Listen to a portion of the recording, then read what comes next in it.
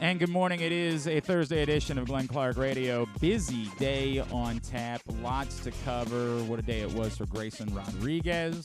Unfortunately, not an Orioles win, but going to be hard to slow down that hype train. First inning, we're all like, eee! And then all of a sudden, we're like, oh my God.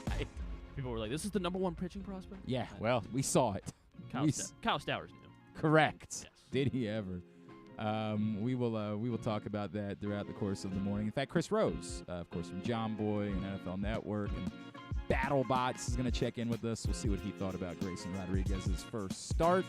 Also coming up in just a couple of minutes, in fact, we got a guest in studio this morning, Dundalk alum, and a man who's hoping to hear his name called in the NFL draft, Shepherd running back Ronnie Brown. Really neat local story. He's going to join us in studio here in just a few minutes. Also coming up this morning, we'll talk more NFL draft. Kyle Stackpole, our buddy from CBS Sports, will join us. We're going to go up to New England, continued rumors, continued percolations about perhaps the Patriots trying to move on from Mac Jones. Is it for Lamar Jackson? Former Patriots tight end Jermaine Wiggins, now a talk show host up in Boston. He's going to check in with us. He's with WEEI. We'll get his thoughts on all of that. And we'll catch up with our friend Ryan Odom, VCU now for Ryan Odom, former UMBC and Utah State coach. We will catch up with him later on in the program as well. So a whole lot to do on today's show. First up, a Lamar-O-Meter update. It's brought to you by Glory Days Grill. Glory Days Grill, great food, good sports. And yes, that was rough yesterday. It was painful. And I have a lot of thoughts, and I'm not going to be able to share all of them. I'm going to choose not to share some of them purposefully, I think. That was unpleasant. And I certainly understand where the Ravens are coming from. Like, look, there's really nothing more for us to tell you at this point, and frankly, we don't want to. But, I mean, why are you doing this? Why are you holding a press conference if you're going to say, hey, you can't ask anything that involves the name Lamar Jackson? You remember the question that got their PR department to blow up was actually a good question about the draft. It was a very good question. It was, hey, given this, does it change the way you're looking at quarterbacks in the draft? And that received anger and frustration. It was a bad day. And unfortunately, what it led to was the internet, because the context ends up being missing, and all you see is this like image of John Harbaugh who looks really uncomfortable up there, and it looks like a group of people that are beside themselves. And remember, I said this a week ago. Y'all can keep trying to say the Ravens have done this, perfectly, and they've proven everybody, and the whole thing. You can say whatever it is that you want to say. What you can't change is that they're in hell. They're in hell. And you can say it's not their fault. You can say, look, they've offered fair contracts to Lamar Jackson. They've offered what we believe to be the second most amount of guaranteed money that's ever been offered to a player. Say it all you want to say. It doesn't change reality. They're in hell. Now, I think you saw some of that yesterday. It's possible that internally it's not that big of a deal to them. They're still pretty confident about how this thing's going to play out. Or, who knows, maybe they've already worked out a trade. Yeah. I said it a million times. It would seem crazy to me, and I don't know what the advantage would be, short of if it's the Colts, you've got the fourth pick, and you're trying to prevent teams from jumping ahead of you to get the third pick. But they would think the Colts are going to be drafting a quarterback too at number 4. So I don't know in what world you think that you're going to prevent a team from jumping ahead of you if they also want a quarterback. I don't know what advantage there would be. I would think it would leave you at a disadvantage because it's every day that goes by, which is why it's hard for me to – every day that goes by, you can't then recalibrate where you are cap-wise to try to improve your football team. So I don't believe that they've got a trade worked out. I believe they're in hell.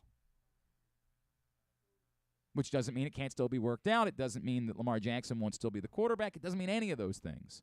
But that was awful. Just an awful display. It was painful to watch.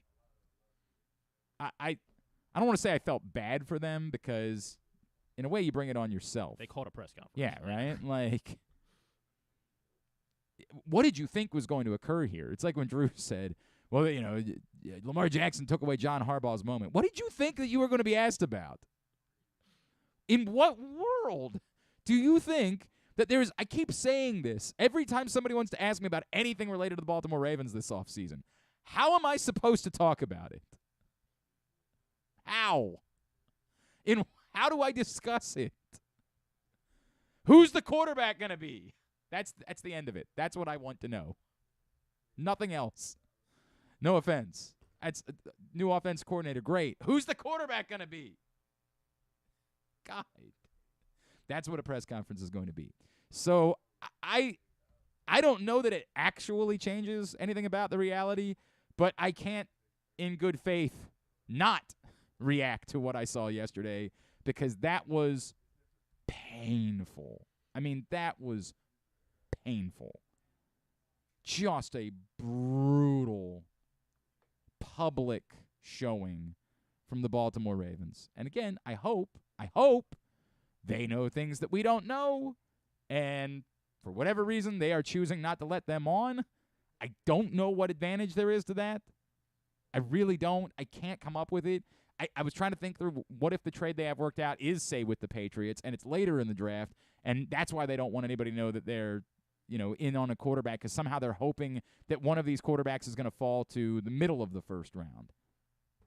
I don't think there's a chance in hell, but whatever. Maybe they know better than I do. They probably do know better than I do, but almost feels like you're going to go 50-50. I don't think I'm not going that far. I'm not going that far. Okay.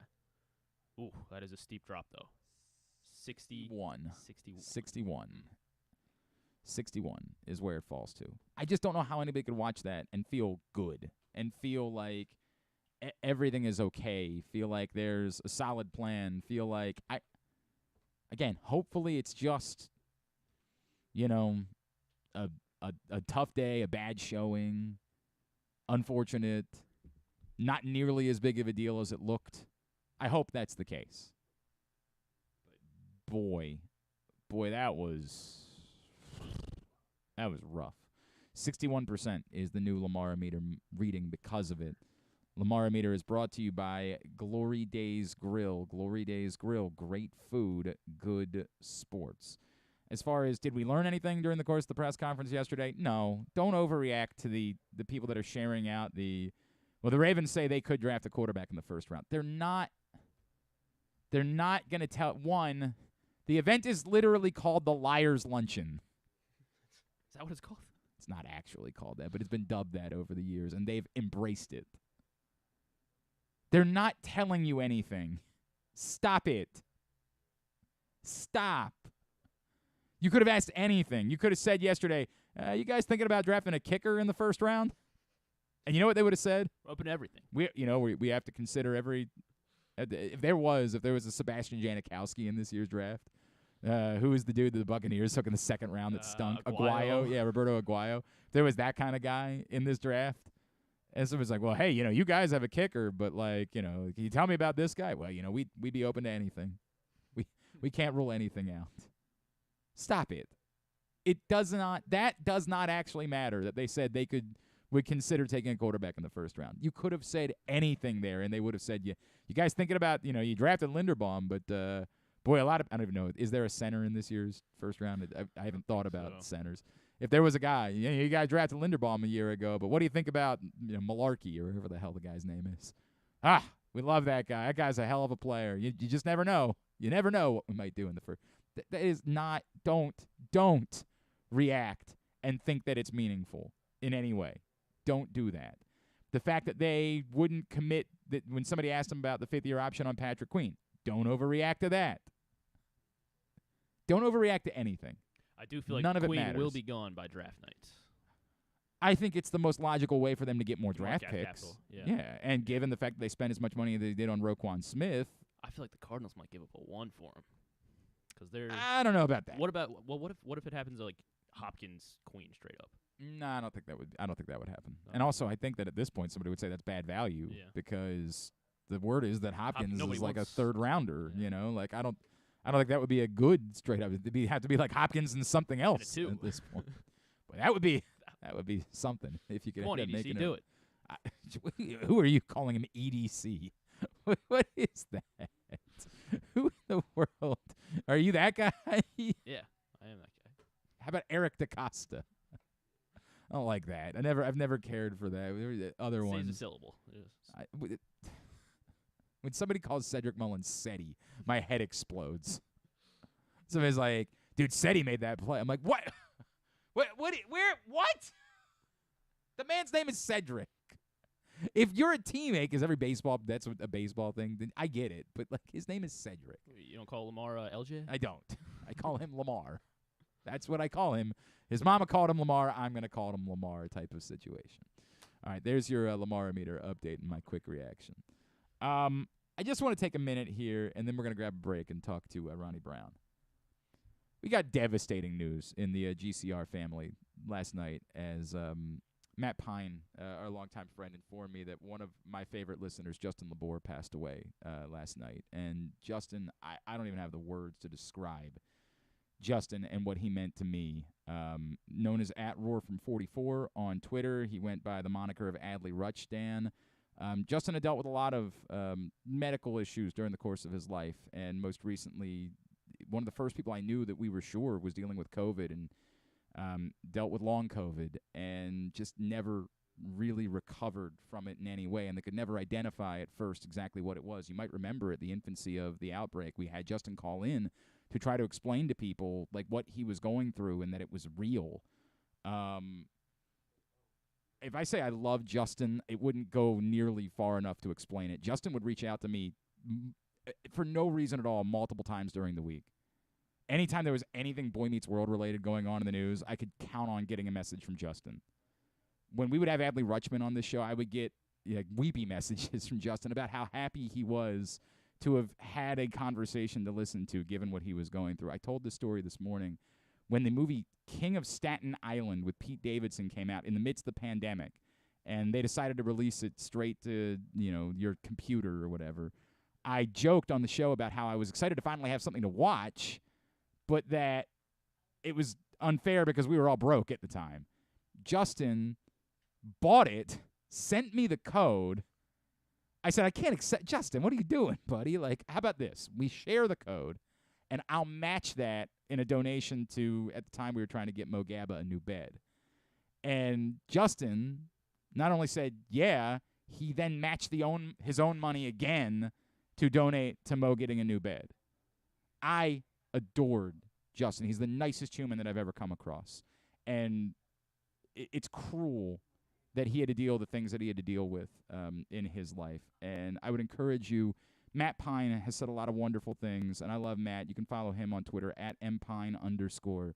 But I think for Orioles Twitter, there was no more sort of guiding light than Justin was. He was the epitome of kindness and the epitome of being a good person and just love being a fan and just love this community.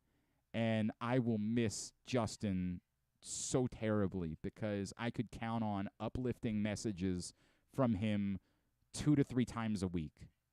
And I'll never be able to replace that in my life. And I wish we could all have his view of the world, have his view of positivity, despite being dealt crappy hand after crappy hand. No matter how many times he was in the hospital, he'd say, I can't wait to be at the baseball game with you. I can't wait to be back in Baltimore. And I can't wait. You and I are going to go to Jimmy's, and then we're going to go to a baseball game. Every time he was in the hospital, I would get that type of note from him. Sorry. I love Justin Labor, and I am devastated that he is gone. We are going to take a break, and we're going to talk to Ronnie Brown. I'm excited about that. We got a lot of really neat stories to talk about. I love you, buddy. I will miss you eternally. It's Glenn Clark Radio. Harford Community College in Bel Air, Maryland, along with the National Junior College Athletic Association's Region 20, will host the 2023 NJCAA Men's Lacrosse National Championship May 13th and 14th at Harford Sports Complex, 401 Thomas Run Road in Bel Air. Semifinals are on Saturday, May 13th. The National Championship is Sunday, May 14th. Catch the action for $10 each day. Tickets will be available in advance or at the gate on game day. Qualifying teams will be announced. What air conditioning company can save 50% of your energy cost and qualify you for up to $7,500 in rebates? A.J. Michaels. We do more, we do it better for less. In Baltimore and Annapolis, ajmichaels.com. The latest edition of Press Box is available now. On the cover, Luke Jackson profiles Orioles phenom Gunnar Henderson, breaking down how he was able to become the top prospect in baseball at such a young age, and what could be next in his first full MLB season. Also inside, we meet lacrosse players from the men's and women's college programs across the state, and Bo Smoka breaks down another year of wide receiver issues for the Ravens. Press Box is available for free at over 500 area locations, including 60 Royal Farm stores, and you can always find the entire edition, as well as the best daily coverage of the Orioles, Ravens, and Terps at PressBoxOnline.com. That first sip. That first bite. Start your day off right with a delicious breakfast at Royal Farms. Choose from a fantastic selection of fresh Royal Farms breakfast sandwiches and top it off with a rich hot cup of the freshest coffee in the world. At Royal Farms, breakfast is available day and night. It's the freshest breakfast in the world. Real fresh, real fast. Royal Farms. Stan the Fan here, welcoming back one of my favorite sponsors, the Costas Inn. And everybody around Baltimore knows the Costas Inn is a great place to go and grab crabs, steaks, salads, soups, whatever's on your mind to eat in person. But did you know that the Costas Inn has upped their game? They are now one of the premier takeout places in Baltimore. Give them a call now to order your food, 410-477-1975. That's the Costas Inn over 4100 North Point Boulevard. Make the most out of every day in your Toyota RAV4. Available in hybrid or gas-only models. A RAV4 can get you where you want to go in style. Check out buyatoyota.com for deals on new RAV4s from your local Toyota dealer today. Check out PressBoxOnline.com every day to find daily winners and betting advice from Jeremy Kahn. And if you want some advice about life decisions that you probably shouldn't make, here's Glenn Clark. Back in here on GCR. Today's show also brought to you by PressBoxOnline.com/offers. Baseball season's here for the first time in history. You can bet from your phone in Maryland. Go to PressBoxOnline.com/offers for the best sportsbook offers and incentives so you can start winning today. Get 5 second chance bets at PointsBet when you deposit and bet your first $50. That's PressBoxOnline.com/offers to claim that. Did I say claim? The hell is that? Claim that incentive. I think you wrote all good. And much more. All right. This is a really cool local story. I'm really excited to have this guy in studio. He is a Dundalk native. He is a running back out of Shepherd, and he is working to hear his name called here in the NFL draft. Ronnie Brown has joined us in studio this morning. Ronnie, it's great to see you, man. It's a pleasure to be here, man. It's so great. Can you take me back, right? Like, you're a kid growing up in this area.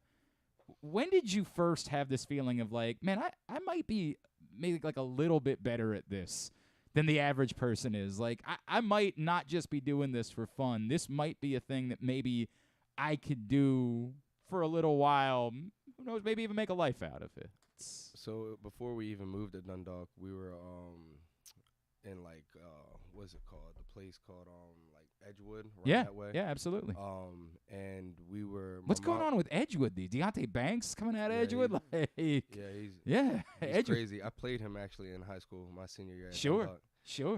But my mom put me into like rec and everything, so I was playing there, and my dad was in the military at the time. So it was just me and my mother, and I wanted to play football and wanted to do something, you know. My dad did play football back in the day, but, you know, his old tapes and so far, he just go off of what he said. So, I only can believe what he says. He would tell you about how good he was, and you were like, yeah, Dad, I don't know, man.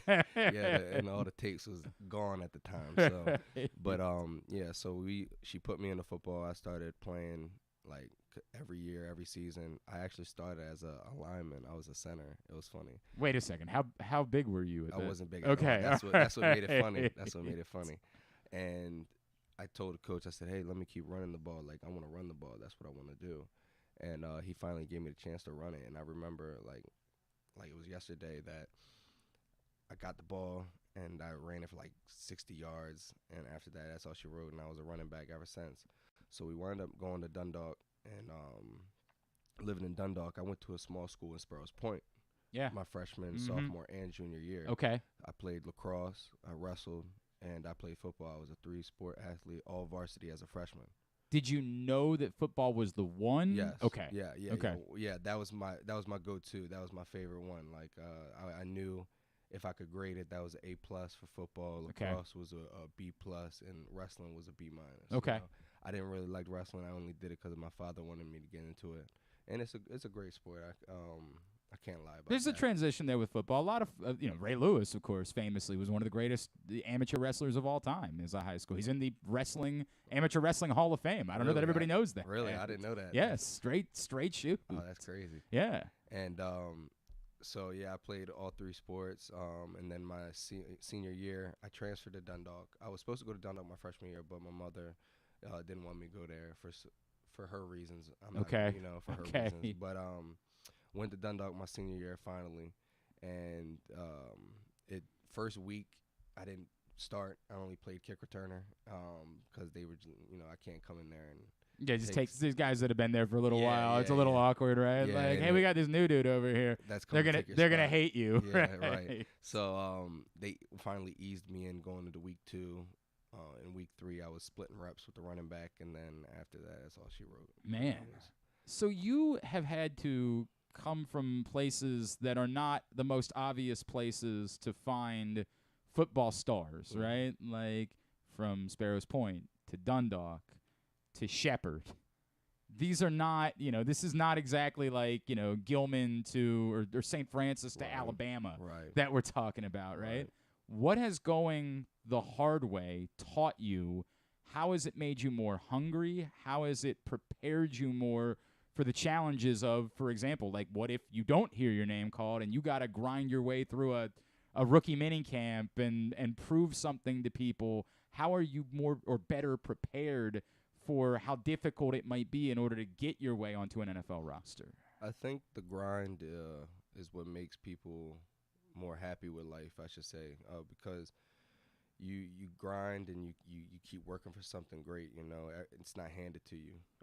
The stuff that's handed to you, people start losing that focus and start losing, I got it, and don't have to work as hard, But I feel like you grinding every single day, it's like you can achieve something great, and it's humbling, to know that you work 10 times, 20 times harder instead of somebody that was just handed stuff, and and then it makes you a better person overall in life after football. It just makes you good for any type of job or any type of thing you're doing. You want to be the best at it and grind for it. It's not handed to you. It's not like you got hurdles you got to overcome. But we agree wholeheartedly about it. It's something that I'm trying to teach my kids right now, and I don't know, they're not really understanding that. They're more like, what are you talking? Just make something. I swear to God, every night they're like, they spill some toothpaste on the floor, and they just think that I'm going to come in and clean it up. No, you have I'm to. like, you're not 2, you're 8. Like, go clean up your toothpaste, man. Right. Like, what is this? I am with you on that. You're a father. Yes, sir. When did you become a father? 2019. Okay, so you've got a 4-year-old now, or soon to be 4-year-old. Yes, sir. So he was. I had him when I was going into Shepherd. How much, on top of everything that you've had to work for, on top of having to go through the hard way, how much has being a dad changed your perspective and given you an additional hunger for making this work? See, you can only grind for yourself for so long, until you hit that hurdle, until you hit that wall that stops you and stumps you. You can only grind for yourself as much. You can say, oh, I'm grinding for my mom, I'm grinding for my dad, but that's just little stuff that adds on top of it. But like I said, you're gonna hit that hurdle and hit that wall that's bigger than you, and it's gonna knock you down bad. It's gonna make you fall out of love for the game or fall out of love for what you're doing. You have a coach that you get into a disagreement with. You're like, this ain't worth it. Right? Yeah, right. And see, with him, all that stuff doesn't matter anymore because I want him to have the life that I never had. You know, I want him to be able to live worry-free. You know, obviously you got to grind for what you want and you got to hustle for what you want, but it's not going to be no complications. It's going to be easy stepping stones for him, you know, and lead him the right way. That's awesome, man. That's awesome to hear that perspective. I mean, like, dude, I know it. I feel it. I understand everything that you're saying. You're feeling it obviously at a much younger age than I felt it at. Yeah. I had about 10 years to F around until I had to feel some of that, like, oh, no, I've got to take this seriously. I've got to be a man. Like, you are feeling at a younger age, but it's powerful when I hear that from someone. I know exactly what that feeling's all about. Ronnie Brown is with us, a Baltimore native, getting ready for the NFL draft, running back out of Shepherd. Ronnie, you put up some video game numbers during your college career. They are insane. Why did you, in an era where everybody's looking to leave, everybody's looking to advance, everybody's looking for, you know, how do I move up? How do I get, you know, easier onto the radar somewhere? In the NIL and the portal area, and I know you took advantage of some NIL opportunities in a smaller town. Yes, sir. Why did you stick around? Why did you stay at Shepherd instead of trying to, you know, see if there's some place where you could go that would maybe get your name on the radar a little bit more? Oh, man, everything at Shepherd was everything I could ask for. You know, I couldn't go to a high D1 school and not get the same amount of love that I am at Shepherd, you know.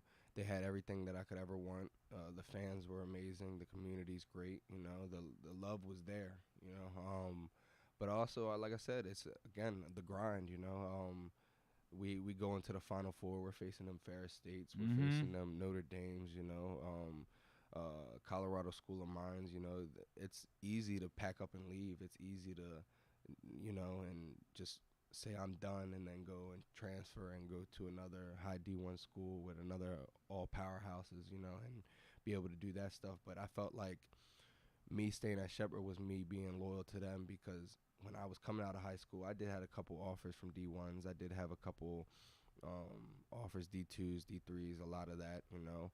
But I felt like the only people that were real was Shepherd. The coach, head coach Ernie McCook at the time, I came in there and finished my visit and walked into his office, and he slapped down the offer on the table and said, "Here you go, son. Wow. We like everything about you.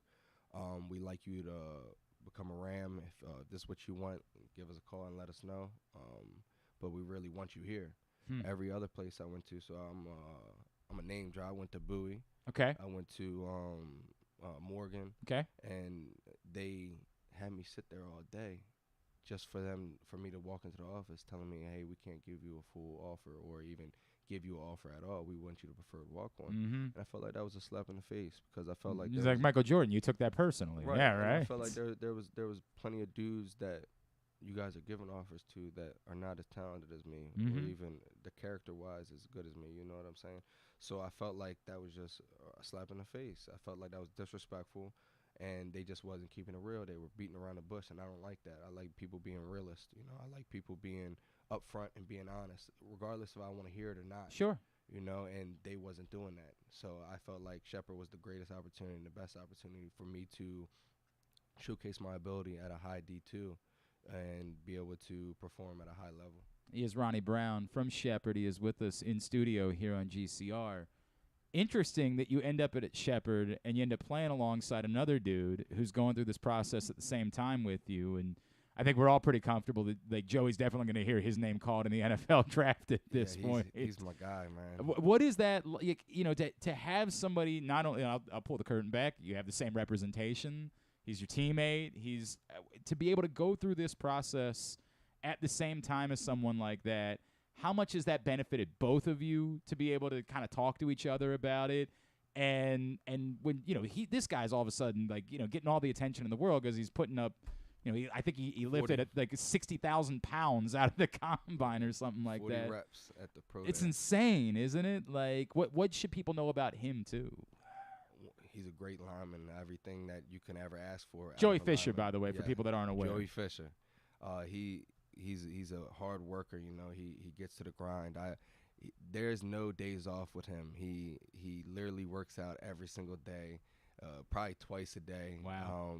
his grind is absolutely unreal. You know, I call him Thanos because we was on. He's inevitable. Yeah, we was going taking flights back and forth, and you know he has to get the end seat or he can't sit in the middle, right? And everybody's like looking at him when we're walking, and I see it because they're like, "Please don't sit next to me. Please don't sit next to me."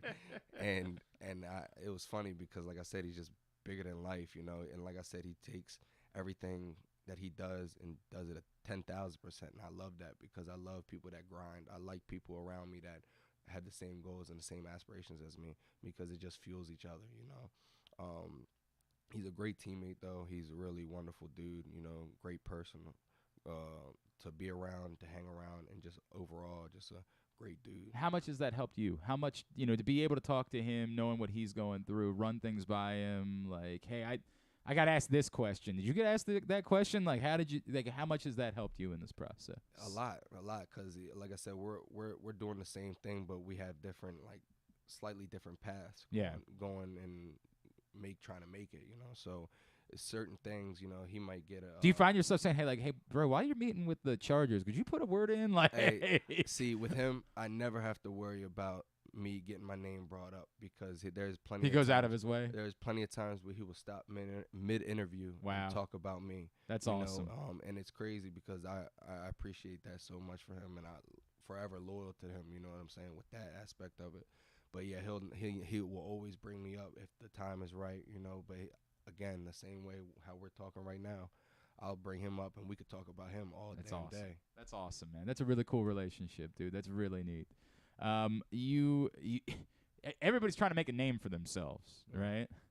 You literally have the name of another running back. Yeah, crazy. Has there been like any difficult? Like, do you find yourself being compared or living in the shadows? Like, is it weird at all when somebody's like, hey, there's this running back, Ronnie Brown, and they're like, yeah, right, the guy that he's been out of the league for a decade. Yeah. Like, what are you talking about? There's this running back, Ronnie Brown. That guy's been gone forever.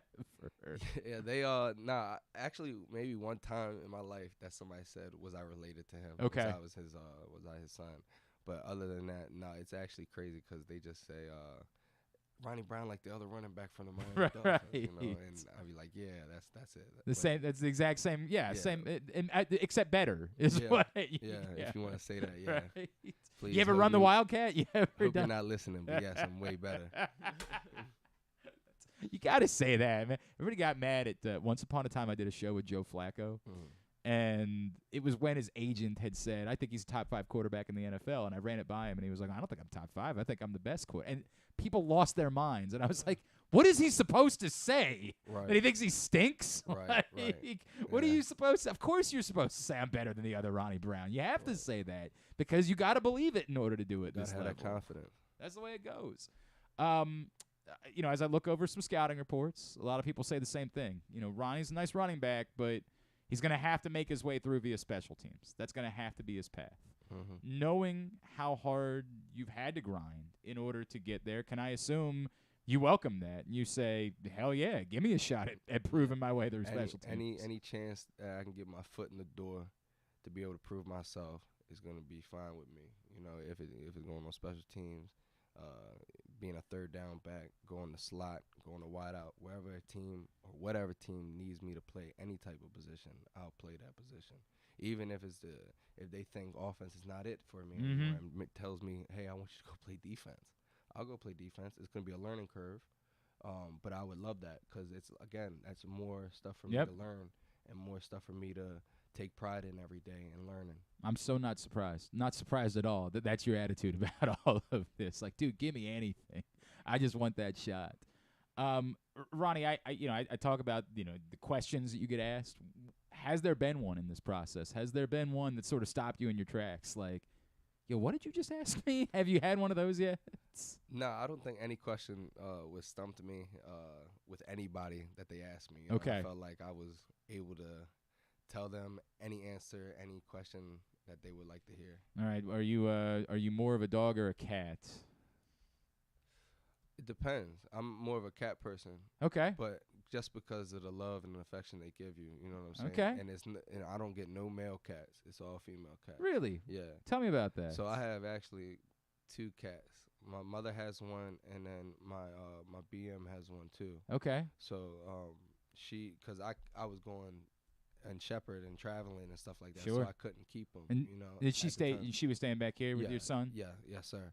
And what's funny now is that my cat that I just recently got, maybe I'm gonna say about a year and a half ago, she literally sleeps with my son every night. So I can't take the cat back now because that's his cat. That's correct. Yeah. There is no doubt about yeah, that, that's right? his cat. And then my sister took care of my other one that I've had since I've been here, like about 5 years, you know. Okay. So that's the queen, you know what I'm Okay. saying? But, all right. So she takes care of her for me.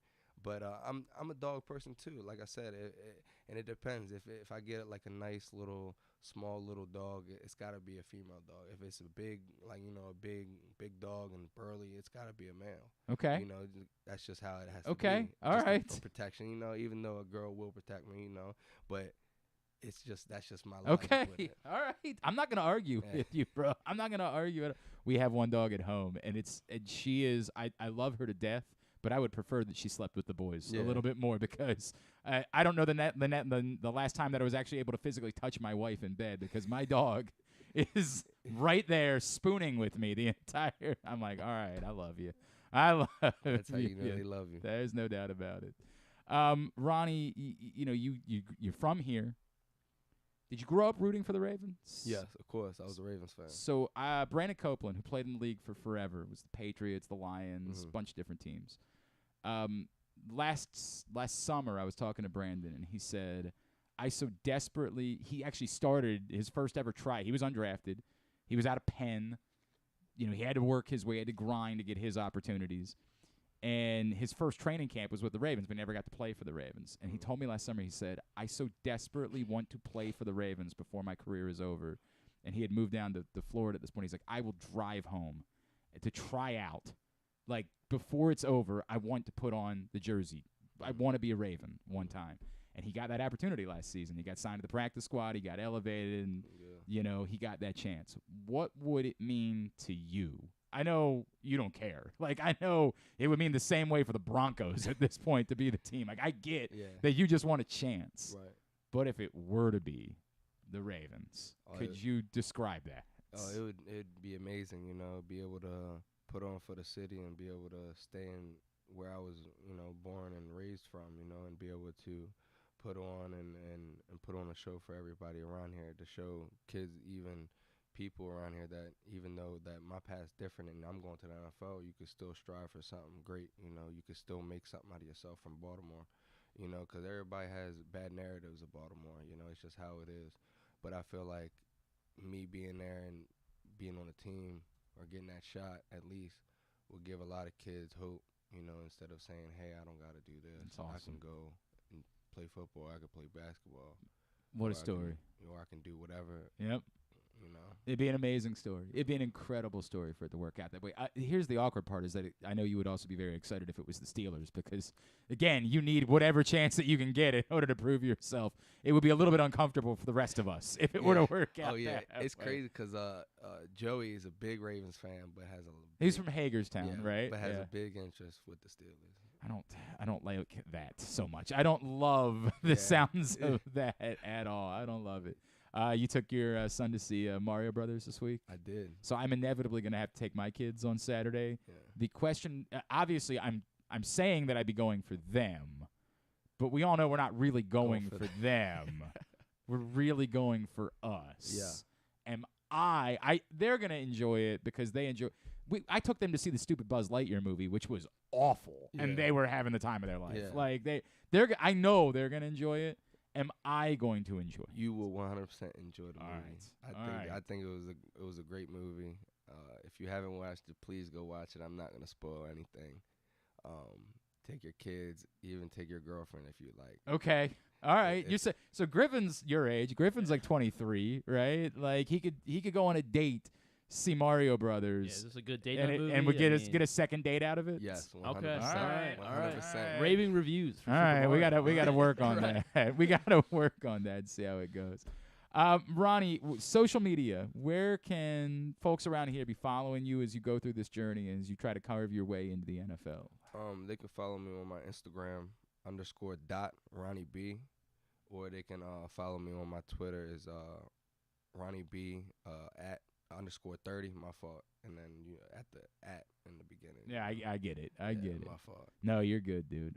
Ronnie, it's great to meet you, man. It's great to get to know you. It was a pleasure being on here. Easy for me to say I'm gonna be rooting for you, right? Like Yes, again, sir. obviously, unless of course it's black and yellow, in which case You don't take anything personally. I'll be happy for you. You're not getting a jersey.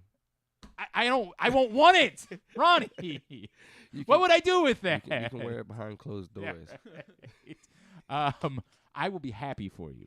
I understand that. I will be very happy for you if it works out that way. I will just hope that you never win a game. That's all. No offense. I hope that you put up incredible numbers and never win a football game. They put me on the field. I know. I'm winning I know. Games, man. That's the way it goes. Ronnie, congratulations on everything you've accomplished so far. I appreciate it. I can't wait to see what's next for you, man, as you go on. And thank you for coming in here and hanging out with us. Like I said, it was a pleasure, and thank you for having me on here, man. That's Ronnie Brown, Dundalk guy and out of Shepherd, getting ready for the NFL draft. Great to have him in studio. Hey, today's show is brought to you by your local Toyota dealer, buyatoyota.com. The Toyota Tacoma comes in a range of models and trim lines, so you can choose the perfect Tacoma to reflect your unique personality and driving habits. Check out buyatoyota.com for deals on new Tacomas from your local Toyota dealer today. When we come back in, Chris Rose, John Boy, NFL Network, and BattleBots. We're going to talk to him. I want to talk about Grayson Rodriguez because what a day that was yesterday. We'll do that next. It is Glenn Clark Radio.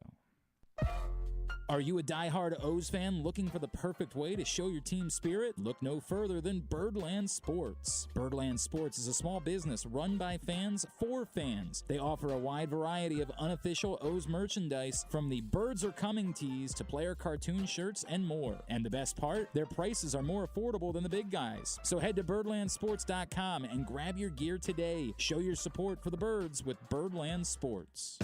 The latest edition of Press Box is available now. On the cover, Luke Jackson profiles Orioles phenom Gunnar Henderson, breaking down how he was able to become the top prospect in baseball at such a young age and what could be next in his first full MLB season. Also inside, we meet lacrosse players from the men's and women's college programs across the state, and Bo Smoka breaks down another year of wide receiver issues for the Ravens. Press Box is available for free at over 500 area locations, including 60 Royal Farm stores, and you can always find the entire edition, as well as the best daily coverage of the Orioles, Ravens, and Terps at PressBoxOnline.com. That first sip. That first bite. Start your day off right with a delicious breakfast at Royal Farms. Choose from a fantastic selection of fresh Royal Farms breakfast sandwiches and top it off with a rich hot cup of the freshest coffee in the world. At Royal Farms, breakfast is available day and night. It's the freshest breakfast in the world. Real fresh, real fast. Royal Farms. Hartford Community College in Bel Air, Maryland, along with the National Junior College Athletic Association's Region 20, will host the 2023 NJCAA Men's Lacrosse National Championship May 13th and 14th at Hartford Sports Complex, 401 Thomas Run Road in Bel Air. Semifinals are on Saturday, May 13th. The National Championship is Sunday, May 14th. Catch the action for $10 each day. Tickets will be available in advance or at the gate on game day. Qualifying teams will be announced. What air conditioning company can save 50% of your energy cost and qualify you for up to $7,500 in rebates? AJ Michaels. We do more, we do it better for less. In Baltimore and Annapolis, ajmichaels.com. If you miss anything on the show, don't forget that you can watch full episodes at youtube.com/pressboxonline, and you can download podcasts on Apple, iTunes, Amazon, and Grindr. Wait, did I say Grindr? I don't think that you would find it on Grindr. Not that I know it's on Grindr or anything, I swear. On second thought, you know what? I don't care what you think. Here's Glenn. All right, back in here on GCR. Thanks again to Ronnie Brown for coming in. What a great dude he is. Easy to root for that guy as he continues in this process, and hopefully is getting that opportunity that he deserves to go prove what it is that he's capable of doing. Heck of a football player, and really, if you saw his numbers last season, my God, man, he dominated that level. So deserves that opportunity. Appreciate him coming in with us this morning. It is. It's already been a busy day today. A lot going on. Today's show is also brought to you. Well, actually, just Stan the Fan has had a weird week, right? his power go out at his house. Wasn't able to do a normal show on Monday. Today, of course, was supposed to be opening day. Let me take a second, thank the Baltimore Orioles for getting it out of the way. As disappointing as it was for me to have to rearrange everything, and, like, I'm going downtown anyway tonight for an event, so I was kind of looking forward to doing the double dip today. Like, it would have been great. Make one trip downtown, go to the stadium, go to the arena afterwards. Would have been awesome. But what would have sucked was us all getting up this morning, going and trying to do the thing, and at 1 o'clock or 2 o'clock, all of a sudden, the skies open up, and they cancel the game, and now we got to try to do it all over again. At least they gave us, and I said this on yesterday's show, I appreciate them being proactive and making the decision ahead of time. I know it's a small thing, but it goes a long way to allow people to get a little bit more warning. Hey, try to figure things out. Do whatever you got to do. We're playing the baseball game on Friday. So means I got to make 2 trips, but that's all right. I will enjoy being down. I got to pay for parking twice, which is not quite as ideal. I don't know if anybody knows. You take the light rail. Come on, this is not a pro light rail. At my age, I don't even take the light rail anymore. The thing about that is maybe tonight I would do that. Maybe the problem, I just don't really besides my opinions about the public transportation system in the area, I just don't love being shoved in, and on opening day. Yeah. I am a large advocate for public transportation. I think there should better be more public government investigation in it, but Baltimore's public transportation system, cheeks. Cheeks. And I'm already coming from D.C. where it's as well. But you could say that. It's drastically better than it is in Baltimore. Yeah. Drastically better.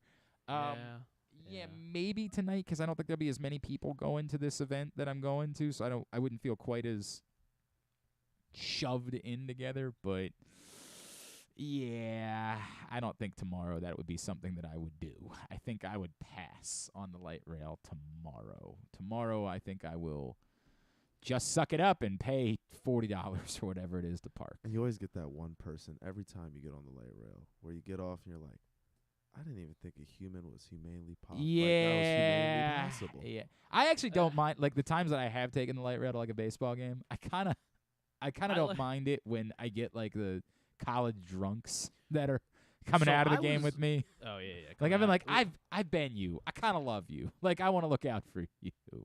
I was on there one time, I guess 2 summers ago maybe. There were little kids on the light rail. I say little kids. They were like, I don't know, early high school age. Okay, well, that's not little kids. Like, drinking, you're not, and they were like drinking. Okay, but you're not very that obvious. drastic. You say that. And like, I was like, you're less than a decade removed from they that. looked like borderline middle schoolers. I wasn't, and I was like, should I step in here? I mean, these kids are. No, you should not. I mean, if they were doing something, they were very, very like young. if there was someone who was a danger, then you should step in. But if it was just you stepping in to like cast judgment, no, that is not your role, well, just, not your place. Like the point of all of this is that Stan had not planned on doing a show today because of opening day and didn't want to move it to last night because of Passover. So, scramble, Stan and Luke are going to get together today at 3 o'clock for a special show to talk about the Orioles start to the season and Grayson Rodriguez and kind of preview the home opener. So today, 3 o'clock, Facebook.com/PressBoxSports, YouTube.com/PressBoxOnline, PressBoxOnline.com/video for Stan the Fan, Charles, and Luke Jackson talking Orioles today at 3. We had to do this a little bit earlier on because of his very busy schedule, but an opportunity to spend a few minutes with the great Chris Rose right here on GCR.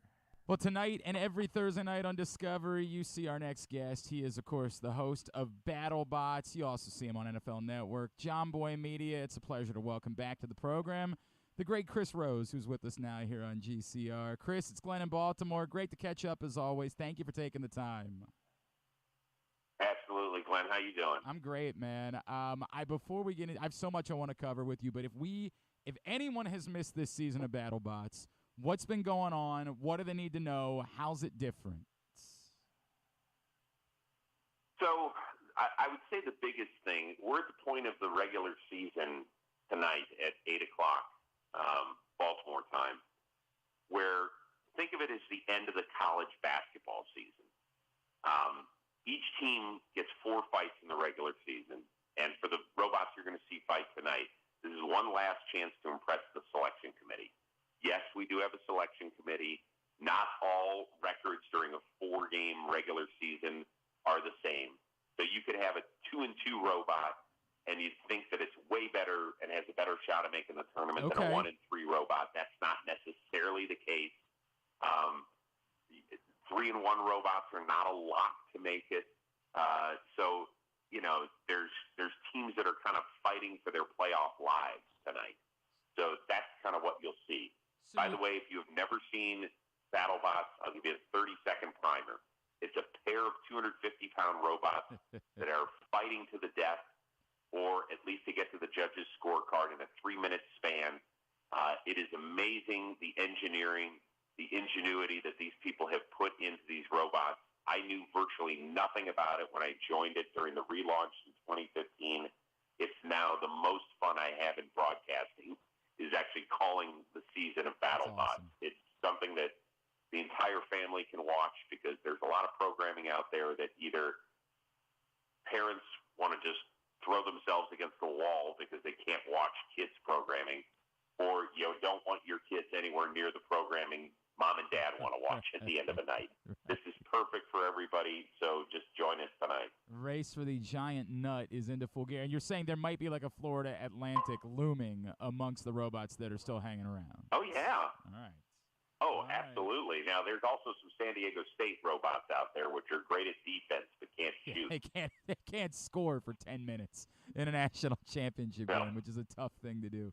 Again, BattleBots tonight, every Thursday night on Discovery at 8 o'clock. Chris Rose is with us. Chris, we're trying to figure out if there's like a Grayson Rodriguez robot that's out there. As you would imagine, we're losing our minds in Baltimore after yesterday. I know the Orioles lost, but like, my God, for 5 innings after that shaky first, Grayson Rodriguez looked like a freaking rock star, and we're ready to go ahead and start printing World Series tickets.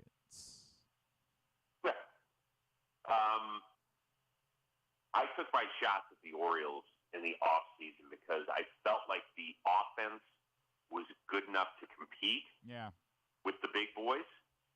And I was begging them. I was like, please go spend some money and go get a Carlos Rodon so that when Grayson Rodriguez does come up, whether he breaks camp with you or he's there a little bit later in the season, that they're not all throwing the savior moniker on the kid. But he's going to be special. He seems like he's got it. Physically, he's imposing. I loved the scene with his dad and his family yesterday. I loved every second of it. I'm excited for him. I'm excited for Orioles fans. I just wish they had done more to help him in the offseason. But it is whatever it is. I think he has a chance to be a real special talent. Now, have I watched every single of his minor league starts? No. Have I flipped through the highlights and liked what I've seen? Absolutely. Do I plan on having him on the Chris Rose rotation in the near future? You bet your butt I do. Because I just think he's a fascinating story, and he's got the kind of mojo and swag attached to him that feels like a top-of-the-rotation dude. He's awesome. You're gonna love him when you talk to him. He is a great dude. He's also he'll talk some mess about his basketball abilities as well. He loves doing that. Chris Rose is with us. BattleBots tonight, 8 o'clock on Discovery. Chris, I understand everything you're saying. For me right now, it's also, by the way, I would just really like for the Orioles to spend on their guys, right? Like I wanted Carlos Rodon as much as everybody else, but the way this city would go nuts, they had to push it back to tomorrow for the opener against the Yankees. But if tomorrow, right before the game, they announce, like, hey, by the way, we did what the Braves do, we did what the Diamondbacks have done, like, we gave 10 years and Boku money to Adley Rutschman, this place would lose their effing minds. There is nothing they could do that would compare to that. We were actually talking about that recently, like, what's to prevent him? And I think he would scoop it up in a second because he's not 21 or 2. Mm-hmm. He's a couple years older now. And as a catcher that can hit, you probably want to hop on that in the near future. I agree with you. I think that it's a smart move. Listen, if my little tiny market Cleveland Guardians can sign Jose Ramirez and Andres Jimenez to a pair of 9-figure deals, I think that the Baltimore Orioles could find it somewhere in the couch cushions to do it. Dude, now, I get it. People are screaming right now, our ownership sucks, and I will fully agree with that. It is an embarrassment what has happened with the ownership recently. But if they want to start finding some goodwill with that team, the Angelos family, and whoever's making those frickin' decisions, I'm with you 1,000%. What a great gift that would be, not only to Adley Rutschman, not a gift for him because he earned it, but to the good fans of Baltimore that have been wading through some really difficult decades there in baseball space. It'd be a great move. Brother, it would be, I can't even, there would be people here with tears in their eyes if they made that announcement tomorrow. Hey, since the last time you and I talked, I have introduced here in studio this is where we've gotten to in Baltimore sports radio. I have a really campy-looking meter behind me. We call it the Lamar-O-Meter, and I move it every day on the percentage chance that I think Lamar Jackson is going to be the Week 1 quarterback for the Baltimore Ravens. So today the number was down a little bit based on their kind of dreadful press conference yesterday. If you were setting a meter on Lamar's chances of being the Week 1 quarterback, where would you have the number right now? So what is the sliding scale? Is it a 1 to 10? It's a percentage. It's a percentage number. Oh, it's a percentage. Okay. So I will raise my hand and say I think I was wrong at the end of the season. I was on a Baltimore radio station. It wasn't with you at the end of the season. And somebody said, what are the chances that Lamar's around? And obviously we thought were in a much better place than they are presently. And I was like, are you guys joking? There's no way they let him out of the building. Did you watch the offense the last month and a half without him? And I could not have been more wrong because I think he might be gone by the draft. Wow. I really do. Wow. And I can't believe that. But if you're one of these teams, like if you're the Colts and you have been on this veteran quarterback merry-go-round that has been spinning off of its axis the last 7 years because you haven't found Andrew Luck's replacement, why in the world wouldn't you give it a shot? You know, people say, with Lamar, well, he's got a 1-3 playoff record. Well, he hasn't finished the last 2 regular seasons. Those are both factually accurate. I get it. But there's no guarantee that if you sit at number 4, that Anthony Richardson or Will Levis is going to be the answer. So why don't you take a guy who you at least know can win you a lot of games, and if you put the right team around him, and you're in a division where, quite honestly, Tennessee, I don't know what the heck's going on there. Houston's going to take a while, and it looks like Jacksonville is the crown jewel of the division. Why wouldn't you take a shot? My God, I don't understand it at all. Like, it makes no sense to me, and it is sad to be feeling what could be coming in Baltimore because, ask a Jets fan what it's like to be in the market for a quarterback. Chris, I know you got a million more of these to do. I really appreciate it. You and I need to make sure we make a long form one of these sometime soon because I love talking to you, bro. BattleBots tonight, every Thursday night, 8 o'clock on Discovery, at Chris Rose, of course, John Boy as well. Dude, thank you, as always, taking the time for us this morning. And I continue to love every piece of content that you put out there, man. Thanks for hopping on with us. Glenn, it's my pleasure. Yeah, let's do a longer one of these because we got a lot to dive into. No doubt, man. That's Chris Rose with us here on GCR. He's great. I love Chris, and obviously, Chris does so many great things within the media world, but I want to thank the people at BattleBots arranged that for us this morning, so we want to make sure we're giving them some love. 8 o'clock tonight on Discovery. I hear what he's saying. Like, I think Lamar can be traded before the draft. I'll keep saying the same thing. To who? And he brings up the Colts. And look, the Colts to me have always been the most logical because it's the one team that you can make a deal with and you could get a quarterback back because you would have the 4th pick. But, again, do you love Will Levis? Do you love Anthony Richardson? Do you believe that you've got a rock star? You better.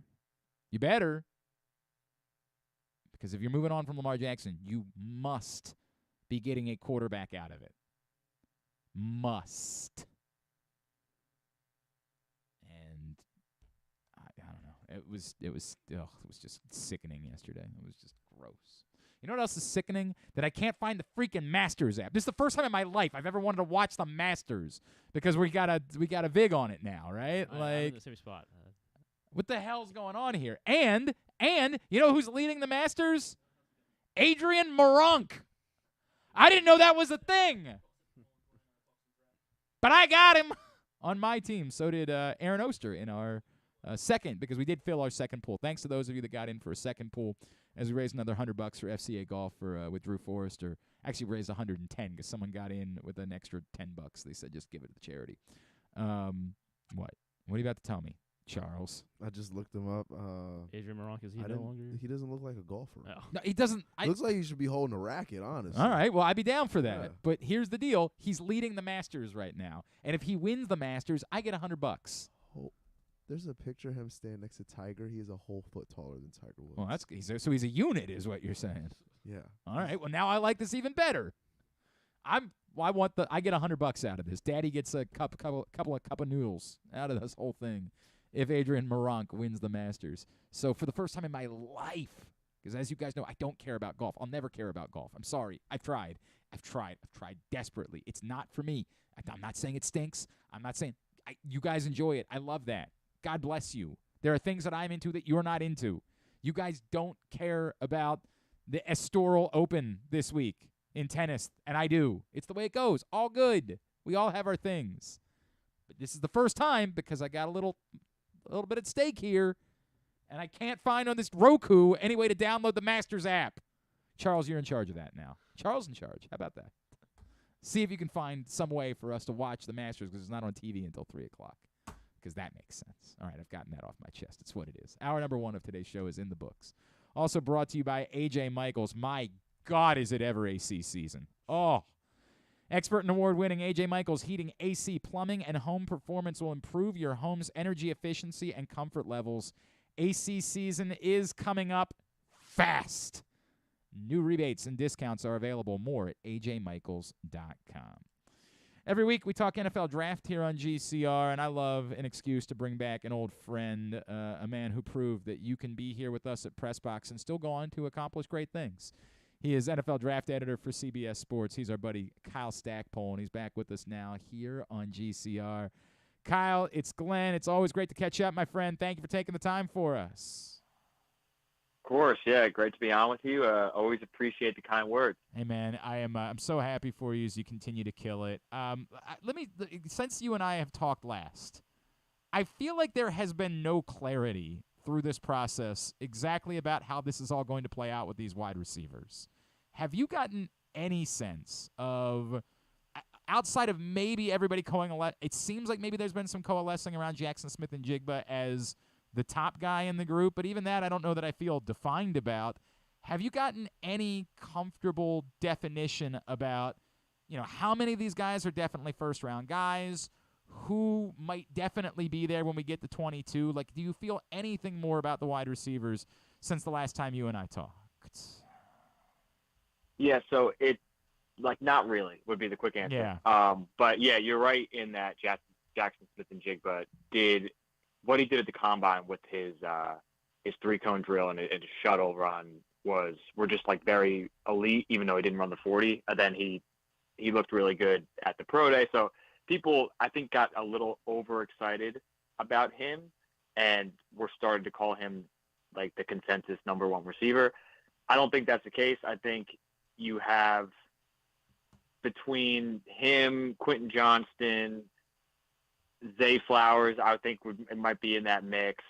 And then you have Jordan Addison, who people said, he ran I think it was a 4.49 40 at the combine. People thought he was going to run in the 4.3s. What's going on?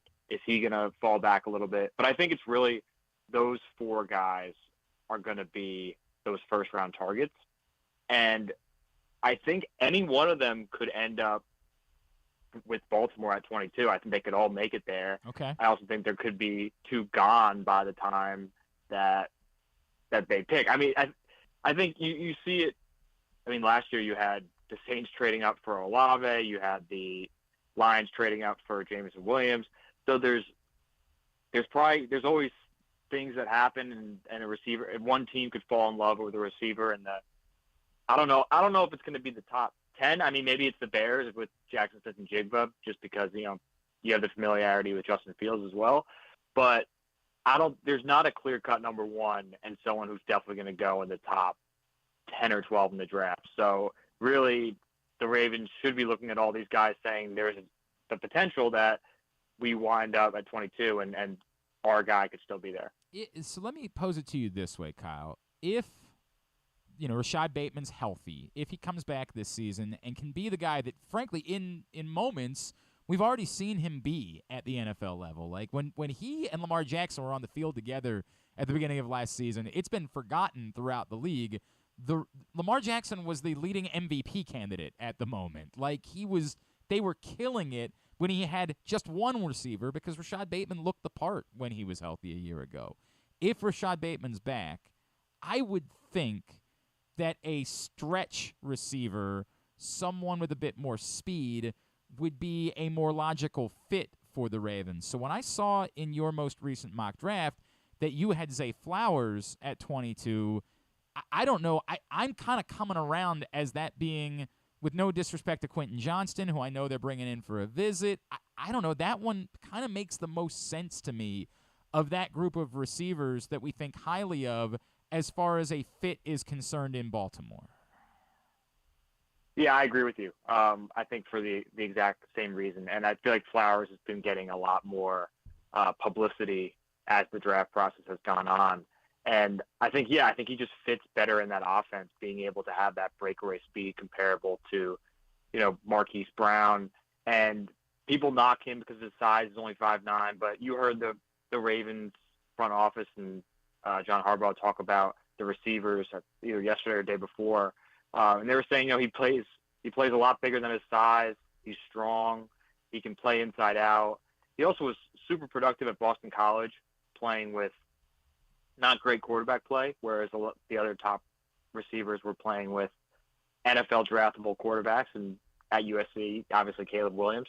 So I think, yes, I don't think you can go wrong if you have Quentin Johnston there, but Zay Flowers just feels like someone who, despite his lack of size, he's going to make plays when he's called upon, and he would be someone who would fit really well in that offense with Rashad Bateman and Mark Andrews. It's so funny when you bring that up, man, because I know they're different types of players, but what you just described, it reminds me that once upon a time, somebody allowed Stephon Diggs to fall to the 5th round despite the fact that a linebacker was his quarterback. My God! Mm-hmm. Maybe sometimes we have to look at what it is that you're working with, and your point is well taken. Is there another of the group that you would say, yeah, I had Flowers going there, but I actually think this would also be a good fit for the Ravens? And maybe I'll even include there, most of us expect they're not going to make just 5 picks during the course of this draft, so one of the options would certainly be trading back to try to acquire picks. So if I expand it past 22 and say it could be anywhere from 22 to, say, like 40 when they make their first pick, is there another player that you would look at and say, yeah, I like Flowers, but this might also be a pretty good fit for them, stylistically at receiver? Yeah, I think Johnston as well, just because, he can be downfield. He can be an explosive playmaker. But from going to that, 40 range, Jalen Hyatt is another guy. Mm-hmm. He didn't run as fast as people thought he was going to run, so there was a little disappointment at the combine. But he's someone else who's just an absolute burner, and he can just get past, he gets past the secondary and throw it up to him for a 50-yard touchdown.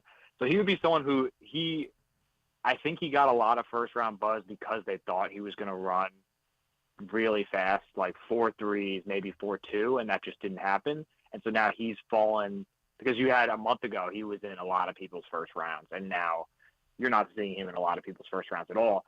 So, but I still think he's a good player, and he had an incredible year at Tennessee. So you wonder, is his best football ahead of him coming off a breakout year? Or you wonder, hey, why wasn't he doing that before at Tennessee? Why didn't he have a couple of years of really high production? But I just think his skill set, being able to stretch the field and giving them opposing defenses, they have to account for this guy can run by you and Lamar can just air it out to him. So I think you look at that early mid-second round, if they trade back, I mean, DaCosta said, I mean, said he wanted to trade back. And there's where they are, I think they're in a decent position that if their top guys are gone, they're in a position that they could trade back and still get someone who they like. And I also think they could end up trading a Patrick Queen to try to acquire another pick at some point. Like, I think there's a few things they could end up doing, but we know the Ravens are going to want more than 5 draft picks. Kyle Stackpole with us here on GCR. Kyle, every time over the years that I would do more intense draft coverage and I would bring up a local prospect, someone from this area, I would have someone scream back at me, Homer. And I get it. Like, I understand. People know me. I am a fan. I do this sort of weird line where I work in media, but I don't hide the fact that I grew up here and I root for these teams and all of those things. But the Deonte Banks thing is so fascinating to me because I almost don't want to talk about him as a Raven because I'm warning myself, dude, you're just a homer. It feels like more and more there is a great acceptance of no, this would be a super logical pick for the Ravens to make, and he is a legitimate high-level potential NFL cornerback to play on the outside, as the Ravens have not brought Marcus Peters back to this point.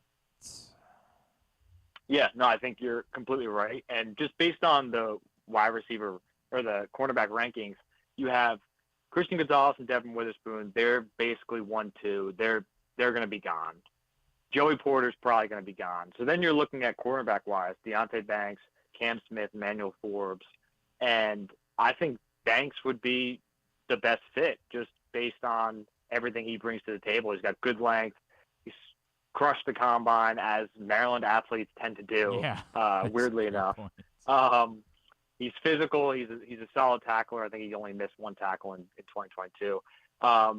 The one thing is lack of ball production, 2 interceptions on 28 games.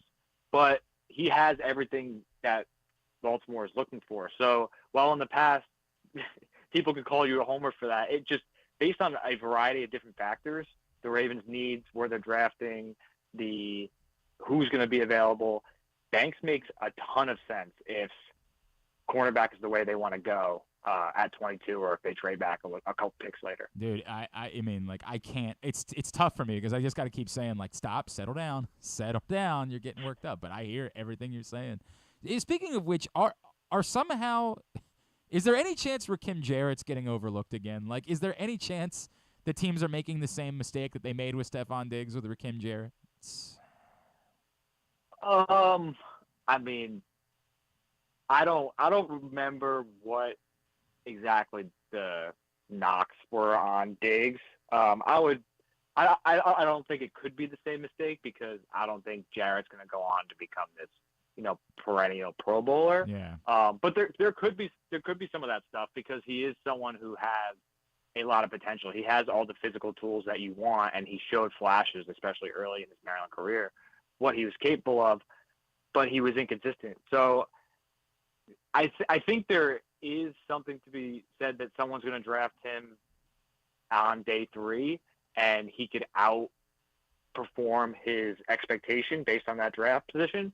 But I don't think you can call anything, another, is he the next Stephon Diggs? But I definitely think he has the potential to surprise people based on his potential more than what he showed the entirety of his career. Okay. I that makes sense to me. And then give me, look, we are all just centering around wide receivers and cornerbacks in Baltimore. Like, it just seems like it's got to be one of those things. Obviously, the quarterback thing continues to be a part of the conversation, and, if something were to happen, we'll have that conversation then. But is there another player that you look at and say, if that guy slips to 22, this is going to be the same way every year. Every analyst praises, oh, my God, you let so-and-so fall to the Baltimore Ravens. I can't believe you did that. Is there a player at another position that you could see that just happens to stick around, and while maybe it's not their biggest need, you say they end up getting a special player because this guy is there at 22? Yeah, I think the number one guy, and I don't think this is going to happen, but would have to be Jalen Carter. If teams are just completely, scared away with his coming in overweight at his pro day and not looking out of shape, not really being able to finish his workout, and him and his legal troubles and everything that happened there, even though there has been a resolution. So if he were to somehow drop, I would even say, it's worth, moving up for someone like that. He could be he might be the most talented defensive prospect in this class. Actually, I think he is. But I just don't see him and his agent. They're like, we're not meeting with teams outside the top 10, which I think makes a lot of sense because I think if he gets to the Eagles are going to take him at 10. Yeah, I get that. So he would be the number one guy. In terms of a different position, I don't think there's like someone you can't pass up, but I think Bijan Robinson could be another position that the Ravens could make that pick. Yeah, he could be the city would burn. Lamar Jackson. Kyle, the city would burn. Burn if that was the case. Oh. Well, it would be something where they would, people would look back and say, it's an undervalued position, but why would you let him fall past the top 20? Yeah. He's a top 10 talent. He's the best running back prospect since Saquon Barkley. And then you put him in that offense with Lamar Jackson. So, but I think Jalen Carter's the number one guy. In terms of cornerbacks, if Gonzalez or Witherspoon are available, they have to take them. Joey Porter Jr. maybe not as much, but I still think he would be a great fit. But other than that, I think it's really Carter, and then just looking at these guys who are going to be top 10, 15, I don't think there's someone where you have to take them or, they're going to regret it down the road. He is Kyle Stackpole. Kyle F. Stackpole on Twitter is how you follow him. CBSSports.com to see his stuff. What can we plug for you guys, man? Yeah, so I think the number one thing, we have a new podcast. It came out in November, but we've been really ramping it up. It's called With the First Pick. Yep. It's with our lead draft analyst, Ryan Wilson, and former Vikings general manager, Rick Spielman. So it's a lot of fun. They're doing episodes 3 times a week now. They're doing a mock draft every week, and just having that insight from Rick in terms of scouting and looking at prospects and what he thinks on guys, and then also his personal stories with drafting Justin Jefferson, Harrison Smith, Adrian Peterson. It's been really fun to watch those guys develop with this podcast, and it's something that is going to happen all year round. So if you're a huge draft person, not only can you get it now, but you'll be able to get it, looking forward to 2024 prospects in a couple months. So I would say that's the number one thing, but you can catch all of our content at cbssports.com/NFL draft. And we will be having mock drafts on mock drafts on mock drafts. So any scenario you can think of, we'll probably have it on the website. Love it, man. Kyle, always appreciate you, brother. Thanks for taking the time. We'll try to squeeze one more in before the draft, all right? For sure. Yeah, always great talking to you, Glenn. Thanks, buddy. Kyle Stackpole, CBSSports.com draft analyst and editor with us here on GCR. Appreciate him taking the time for us as always. It's been a lot going on today, admittedly, and we've kind of been all over the place. We're adding to that list Grayson Rodriguez's father, Gilbert, and I know you saw the scenes yesterday with him, watching the game nervously in Texas, and then the very emotional hug that he shared with Grayson that the Masson cameras picked up afterwards. Gilbert Rodriguez is going to join us at 11:40, Grayson's dad, so I'm looking forward to that. That'll be a pretty neat moment, and I believe he did say to Griffin, we'll try, see if I can get through it. So I can only imagine. Like, as a father, my God, I can only imagine. If you know the story of, and they brought it up a lot during the broadcast yesterday, Grayson's dad building a field for him growing up for him to go out and pitch on, and, just a really, really special story. So we'll look forward to that. We'll catch up with Gilbert Rodriguez, Grayson's dad, here in a few minutes. So still a lot to do on the show today. We've got that. Here in just a second, Jermaine Wiggins is going to join us as we go up to New England. We got to get the fighting words. We got Ryan Odom coming up. We might end up going to 1 today, which would be good because I might end up having to get out of here early tomorrow, honestly. Like, it might be. And we thought about, because we pre-recorded a couple interviews today, we're like, could we have held one of them for tomorrow? But Chris Rose, we got to promote BattleBots tonight, so we had to air that today. And we actually, I'll admit to you, we pre-recorded with Ryan Odom. So, yeah, I know. I'm ruining the surprise for everybody. We pre-recorded with Ryan Odom, and we could hold that, but there's a chance that Ace Baldwin ends up committing today and announcing where it is that he's going to play. And so we talked a little bit about Ace Baldwin.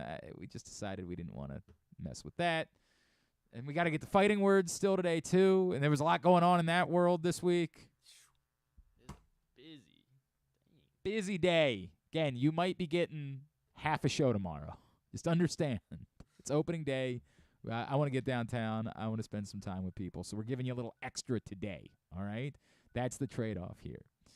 Speaking of which, today's show is brought to you by Birdland Sports. And if you're looking for me tomorrow, I'll be rocking my The Birds Are Coming t-shirt from Birdland Sports tomorrow at the park. Sort of recognizing Omar. I'm looking forward to that. See you there. You're not likely at this point going to be able to get your shirt before opening day if you order it from birdlandsports.com. But what I would encourage you to do, reach out to Josh Soroka because he's going to be downtown tomorrow. And so maybe if you order a shirt today, he might be able to hook you up with it tomorrow at the game. I don't know.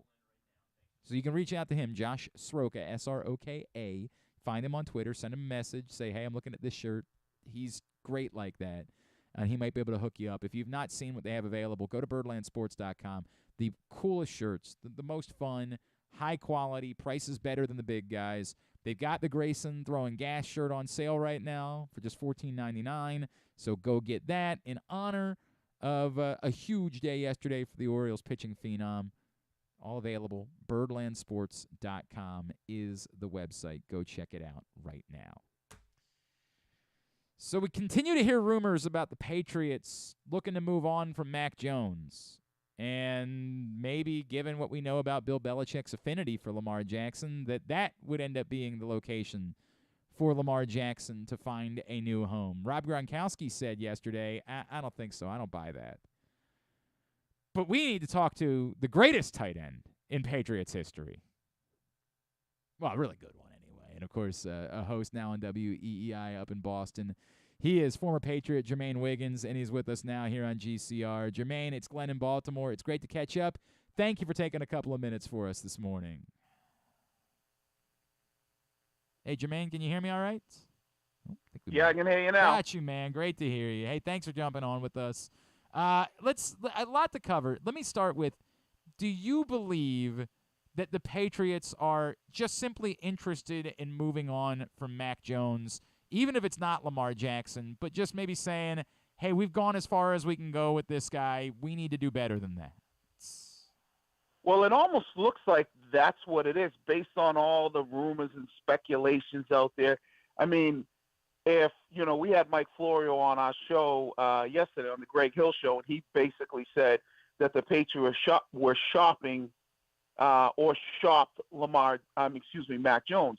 So what's that tell me? They instantly want to go in a different direction. If you have your franchise guy, you have the guy that you feel like is the guy who can get you the promised land, you're not going to be shopping him or shop him or anything along those lines. And it seems like they want to at least go in a different direction based on some of the rumors and reports that we're hearing. So obviously, when we hear that, of course, in Baltimore, our antenna's up because we know that Bill Belichick in his life has said nothing other than wonderful things about Lamar Jackson. We have heard publicly, we've heard privately about how much he raves about Lamar Jackson.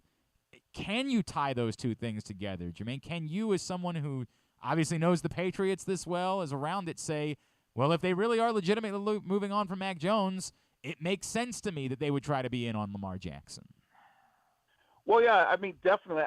First off, I thought, the Patriots were, we're in this position right now. It looks like one of the most dysfunctional franchises in the league, at least this year or this, off season. But then I realized the Baltimore Ravens are still out there, and the fact that the fact that they don't want to let or they don't want to give Lamar Jackson the money that he deserves and what he can create for a franchise. And if you are the New England Patriots, I think it's a no-brainer. Clearly, Lamar doesn't want to be in Baltimore. That relationship is gone. There are reports out there that he talked to Meek Mill, who we know Meek Mill and Robert Kraft are good friends. And if you're Bill Belichick and you know what Lamar Jackson can do firsthand because you played against him a couple times, and it seems like every time the Patriots have played Baltimore and Lamar Jackson, he goes out there and has tremendous games. Why would you not want this guy? Because no matter what team he's on, especially if your team is, decent, and I think the New England Patriots have a good core, you put Lamar Jackson on your team, you're instantly a contender, and your name and your franchise is being talked about. Okay, can they compete for a Super Bowl? So if you're New England and Belichick and Kraft, I don't know why you wouldn't do this. To me, it would seem like a bad move not to do it, seeing that the Ravens have already screwed it up, and he clearly wants out of there. So Jermaine Wiggins is with us here on GCR. Jermaine, here's my issue with this. The issue that I have with is, if I'm the Ravens, I don't. The 14th pick isn't likely to get me a quarterback in this year's draft.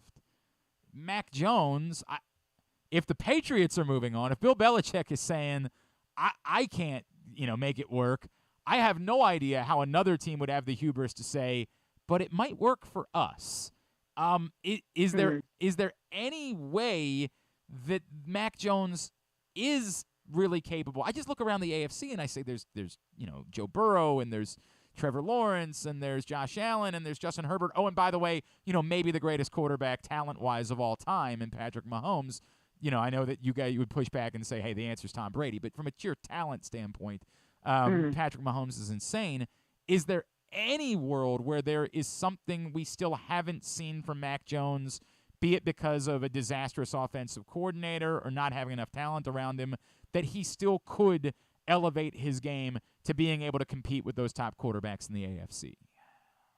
Well, I mean, I don't know if there is, but we know, based on what we're seeing in New England, based on what you're seeing in Baltimore, we know that whether it's coaches or whether it's owners, they make dumb decisions all the time. And they feel like, well, it's not the quarterback, it's us, the organization. We could do that.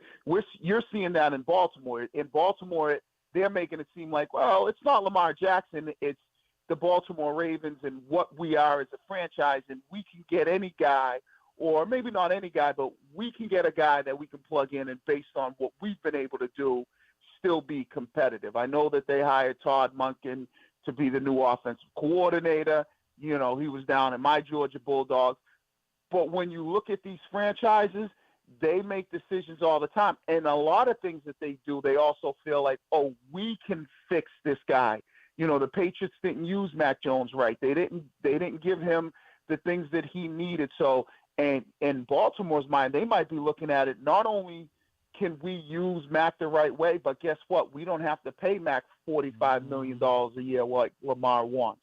So I think that there are a lot of teams out there that at times feel like it's the franchise more than it is the player, or they also feel like, oh, we can fix this guy because that organization is not using him the right way. Man, I hear you, but the hubris to feel that way about Bill Belichick is wild to me, man. Like, I would really struggle. If that were the answer here, I think I would be apoplectic on this show for about a week to think that. But do you think it was Mac Jones, or was it the fact that Bill Belichick hired a guy to call plays who had never called offensive plays? Right.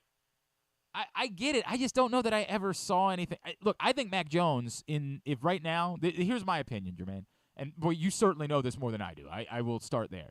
If Mac Jones was the quarterback of the New Orleans Saints, I would say to myself, I might be able to do something with that, because I look around the NFC and I don't think you need exceptional, and I don't think you need overwhelming. I think right now in the NFC you need functional and good, and if you build the right roster around them, you can make it work. I just look around that murderer's row in the AFC, and what guys – Patrick Mahomes didn't have a wide receiver on his team this year, and yet, was able to go. I just think that it's so loaded right now for the foreseeable future at the quarterback position in the AFC that I think you have to have truly special at that position in order to have a chance at breaking through. And I just don't know that I saw anything from Mac Jones, beyond play calling, just from a sheer talent standpoint, that would make me believe he can become truly special to compete with those outstanding quarterbacks right now that are throughout the conference. Well, and I completely agree with you. But see, you and I think that way, but sometimes you run into coaches that they think they know more or they make idiotic decisions. You got a guy in Baltimore on Harbaugh. If he felt the same way, do you think he would even be, in this position with Lamar Jackson, who is one of those guys that can elevate your team and compete against the Patrick Mahomes, compete against the Josh Allen. So he's not doing that, and he's willing to let this guy walk. So I think that you and I understand that, and I completely agree with you. And I don't think Mac has that capability. But if you're the Baltimore Ravens or you're another team, sometimes they're so stubborn that they think it's them, that they feel like, oh, we can get this guy who's cheap, and Mac Jones, he's still on his rookie deal. We can then build around him. With our coaches, we can now compete and be able to put ourselves in a good position. So, but I do agree with you. I think that you have to have one of those guys, and I don't think Mac is that guy. But if you're the Patriots, you basically, in my opinion, you have no option. You show that you didn't want him, or you don't have the confidence in him. So now you got to. And I think he feels that. Yeah, you got to be bold.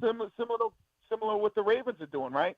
It's a Lamar tough thing. Look at the Ravens like they have confidence in him and they're willing to pay him that type of money? No. So if he comes back, there's just going to be animosity there, and at the end of the day, it won't work. It's a tough thing, right? Like, Jermaine, because I've had to defend at times the Ravens. They have offered him the second most guaranteed money in the history of football, right? Like they do want him back, but to your point, it's not enough, and I don't know. Well, that's $133 million. Right. I mean, based on what we heard, that's how much they offered him. Yep. That's correct, and that's nothing compared to Josh Allen, who got $150 million guaranteed. Mahomes got $145. Deshaun Watson got $230. You start to see some of these other quarterbacks. Based on what Lamar Jackson has proven, and I agree. Listen, you look at Baltimore's their players around them. Other than Mark Andrews, they have nobody. When he's in that lineup, they're always competitive in the sense of they're a legit contender. When you don't have him, you don't stand a chance. So as a Pats fan, I'm willing to give up 2 first-round draft picks and throw Mac Jones in there if that's what you need to get a guy that I know instantly gives my franchise, the team that I like and I love, a legitimate chance to go blow for blow with the Joe Burrows. Because I tell you what, if Lamar's playing in that playoff game, they beat Cincinnati. Well, there's no doubt about that. There is no question that's true. And frankly, Jermaine, I'd just rather have Lamar Jackson as my quarterback. And at some point, if you feel like you're overpaying him, I just do that because I'm not going through the hell of not having a quarterback, man. Like that is. Well, Baltimore don't want to do that. So hopefully, by Baltimore being idiots, it works in the favor of the Patriots, and we're somehow able to get this done. And at least the owner said, Robert Kraft said, hey, if Bill wants him, you know what? It's his decision, and hopefully that's something that they're able to do because I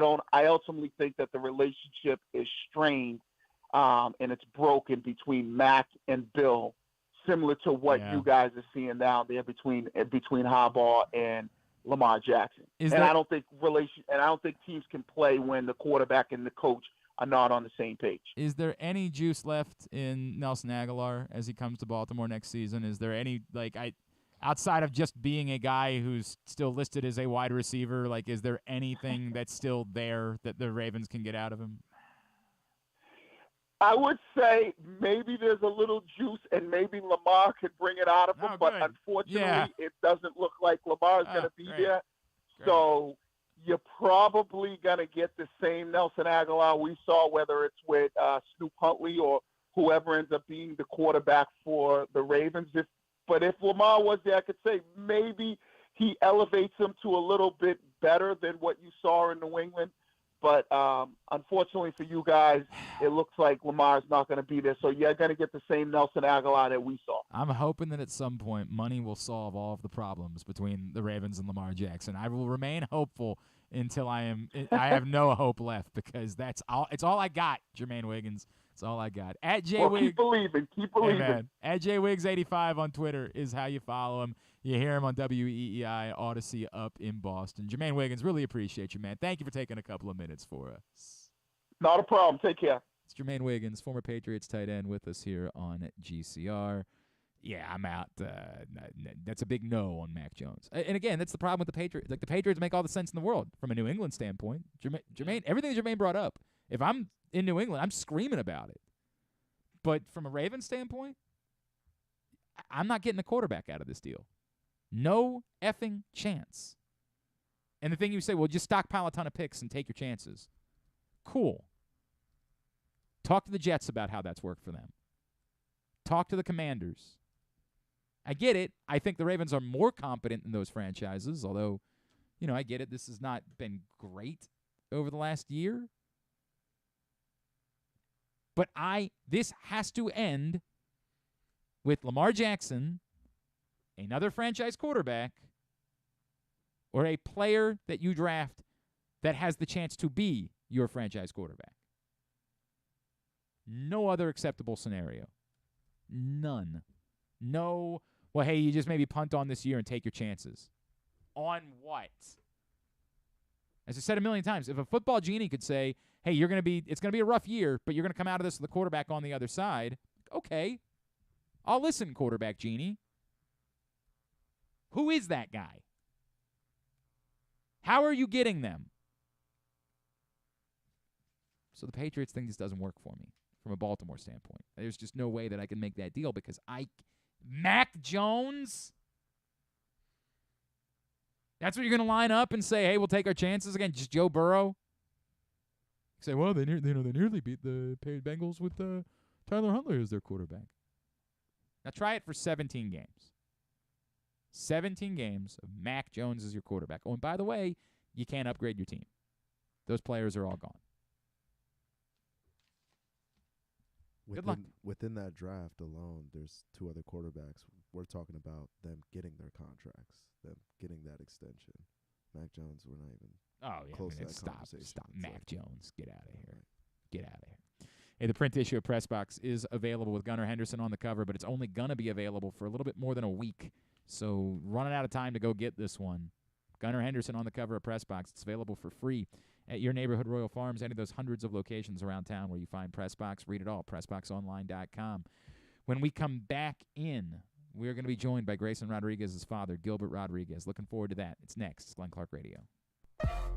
Baseball season is finally here, and what better way to celebrate than with some fresh gear from Birdland Sports. As a small business run by O's fans, Birdland Sports offers a great selection of unofficial merchandise, including unique designs like Birds Are Coming tees, player cartoon shirts, and championship prediction designs. And the best part, their prices are more affordable than the big guys. Get high-quality gear without breaking the bank. So whether you're heading to the ballpark or watching from home, show your love for the birds with Birdland Sports. Visit birdlandsports.com today to browse their collection and gear up for the season. Let's go O's.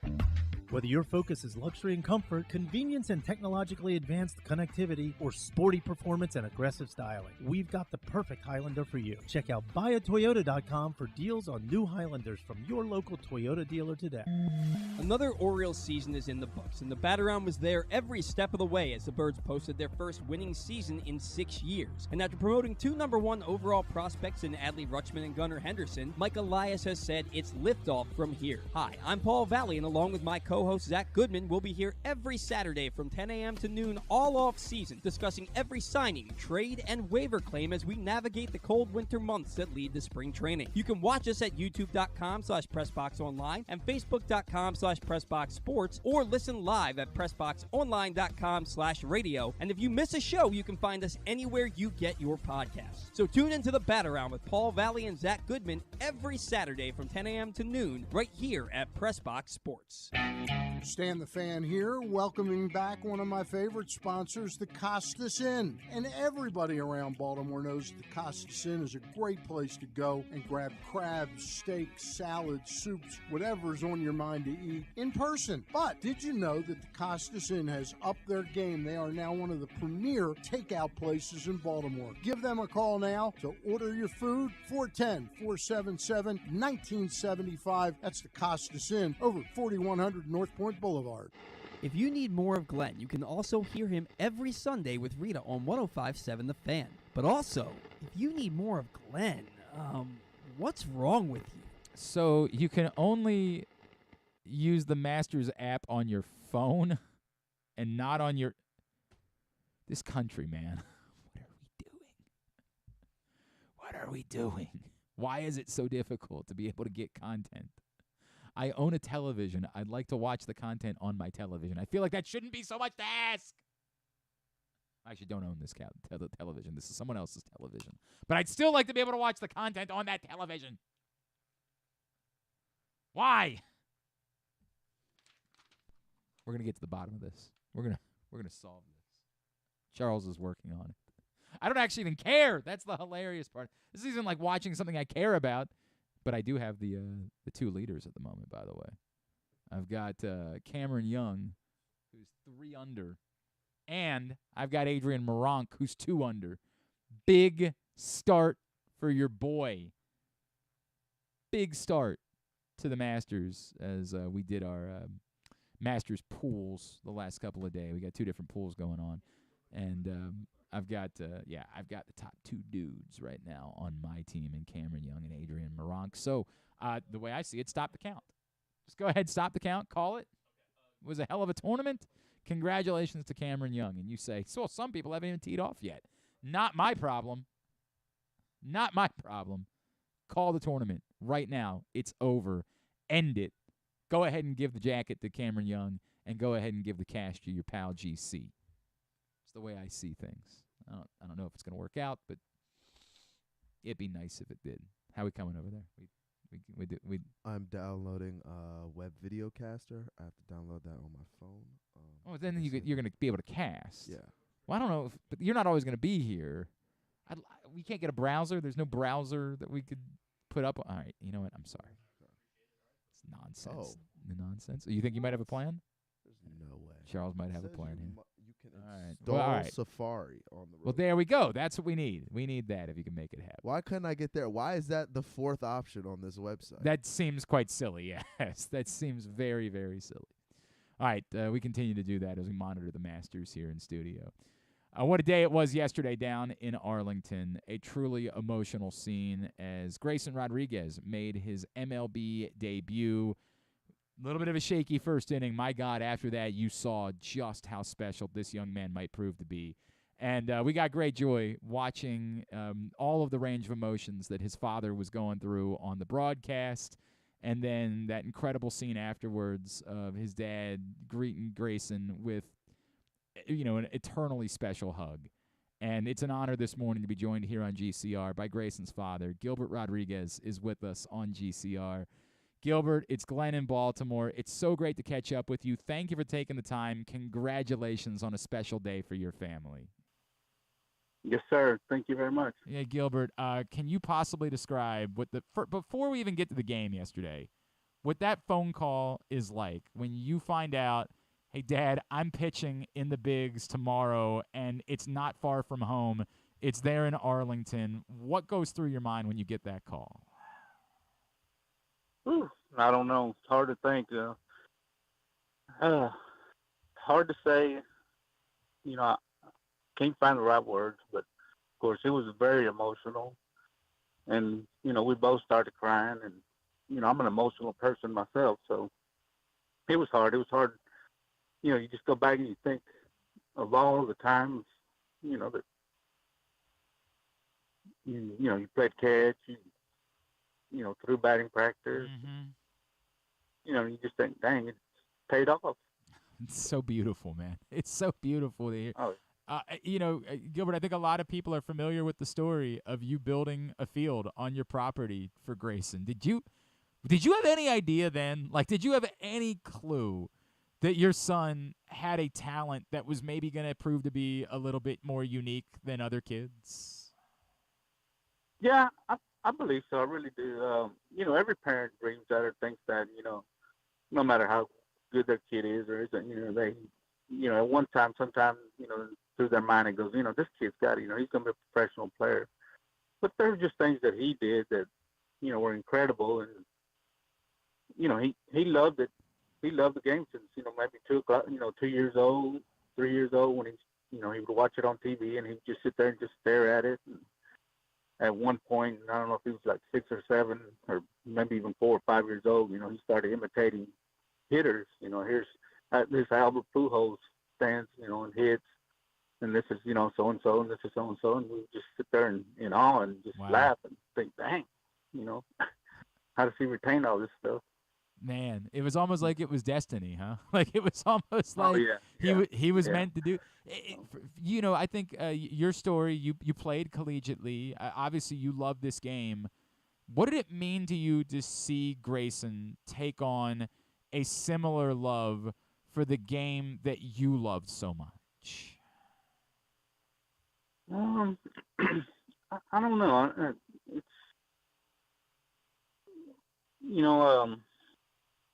I guess we just wanted that to happen, and when we saw it, it was kind of like we were just chilled and just went with it. I don't know how to say that or explain that, but it's not like it's not like you forced it upon him. It was just kind of beautiful that he ends up saying, I care about this the same way. Like this is what I want to do. Gilbert Rodriguez, Grayson's father, is with us here on GCR. Gilbert, in the last couple of years when it became real, right, when he was dominating at the high school level,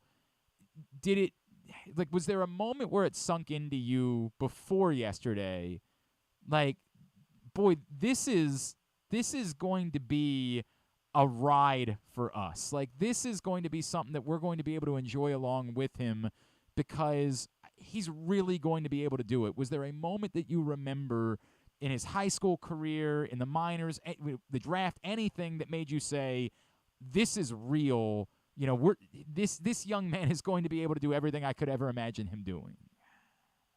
Yeah, it was in high school, his senior year, when the first game, there was a few scouts, maybe, I don't know, 6, 7 scouts in the stands. Then, as each game went on, there was more and more and more. And then, of course, we got into the playoffs at the end of the year, and there was literally over 50 scouts there and a couple of GMs. I talked to the GM from Colorado, the Rockies. He came to a game, and I was like, man, this is real. I said, you got a GM down here watching your son, that's crazy. You're thinking, gosh, that's when I thought, okay, we're on this ride. And, a lot of my friends told me, man, enjoy the ride. And I did. It was something special just to see that many scouts there. Every time he got in his windup, there was 40, 50 guns, come up, and it was a heck of a scene just to see, scouts start pointing their guns. It was crazy. How the downs, before we get to, because yesterday was so special, but before we get to that, the downs, the injury a year ago, believing we all thought he was going to be on the major league roster, and then, he gets sent down and maybe struggled a little bit working deeper into games in the spring. How did he handle all of that? How did you handle all of that as a father? I know it's an inclination of every father to want to protect their kids and to never feel any amount of pain. I've got 2 sons of my own, and I feel that in a real way. How did you try to help him through, facing a little bit of adversity over the course of the last year? Well, the main thing, or the first thing we told him, it's in God's hands, and it's, God's got a plan for you. And this, this might be the route he wants you to take for now. Just, not throw you in there as soon as, you probably should be. But, that was one thing that we tried to tell him, was, put it in God's hands and, let him do it, take care of it. And, of course, they were sending him to Florida, and he asked if he could come home for a week. So he came home for a week before he went to Florida. And so that helped out a lot. He got to be with us. We got to be with him. And, we just talked. And, he was building a house. So he, that helped a little bit for him to go there and look at his house and, and just be home for a little bit. And then he was ready to go to Florida. And, and so when he said, he went to Florida, he said, I'm ready. I'll get back to work and, and get back where I need to be. So that's great. That's great. Gilbert, you mentioned you're an emotional guy. I feel like every conversation I've had with Grayson, he's almost a little bit more stoic, right? Like a bit more cerebral almost. Where does that come from him, that he is able to handle these moments like yesterday so incredibly well? How has he become this kind of cerebral dude that we have gotten to know over the last couple of years? It has to come from his mother. She's pretty tough, and she'll tell you how it is in a minute. So, but she gets emotional too. We all do, So, but I think he prepared himself in high school. Just how to handle it and stuff. So, and I never really had to. So, but I think he knew where he was headed, and he knew he better grab a handle on it early. There's no doubt. Yeah. Let's get to yesterday, Gilbert. It seemed like at times it was almost difficult for you to watch. It seemed like at times you were feeling it so much, and every moment was getting to you in such a way. Can you take us through some of that like roller coaster of emotions that you were feeling? Starting in the first inning when obviously you had the leadoff walk and it wasn't going the way that he wanted. But then through on those 5 innings, can you just describe what that was like being there to watch your son pitch in the major leagues? Well, I'm pretty superstitious, and I guess most baseball players are. So yeah. I've never sat. That was the first time I've sat, in a seat watching him pitch. And through that first inning, I thought, I got to get up. I got to get up. I got to move. I got to stand up, do what I do. I said it's not working, and of course, people wanted us to sit with our family, my family and stuff. And I'm usually back behind the backstop somewhere, up in the stands, pacing and watching. And yesterday, for the first time I sat, and I thought, oh, I can't do this. I can't do this. I can't. But I'm the same way, even when I'm standing up, and you get 2 strikes on a player or something, and, I'm a wreck, emotional wreck. So. I understand it. I understand that nervous energy, man. The problem is for me, I end up eating in those situations. I go snack to try to deal with my anxiety in those moments. Pacing is much more healthy.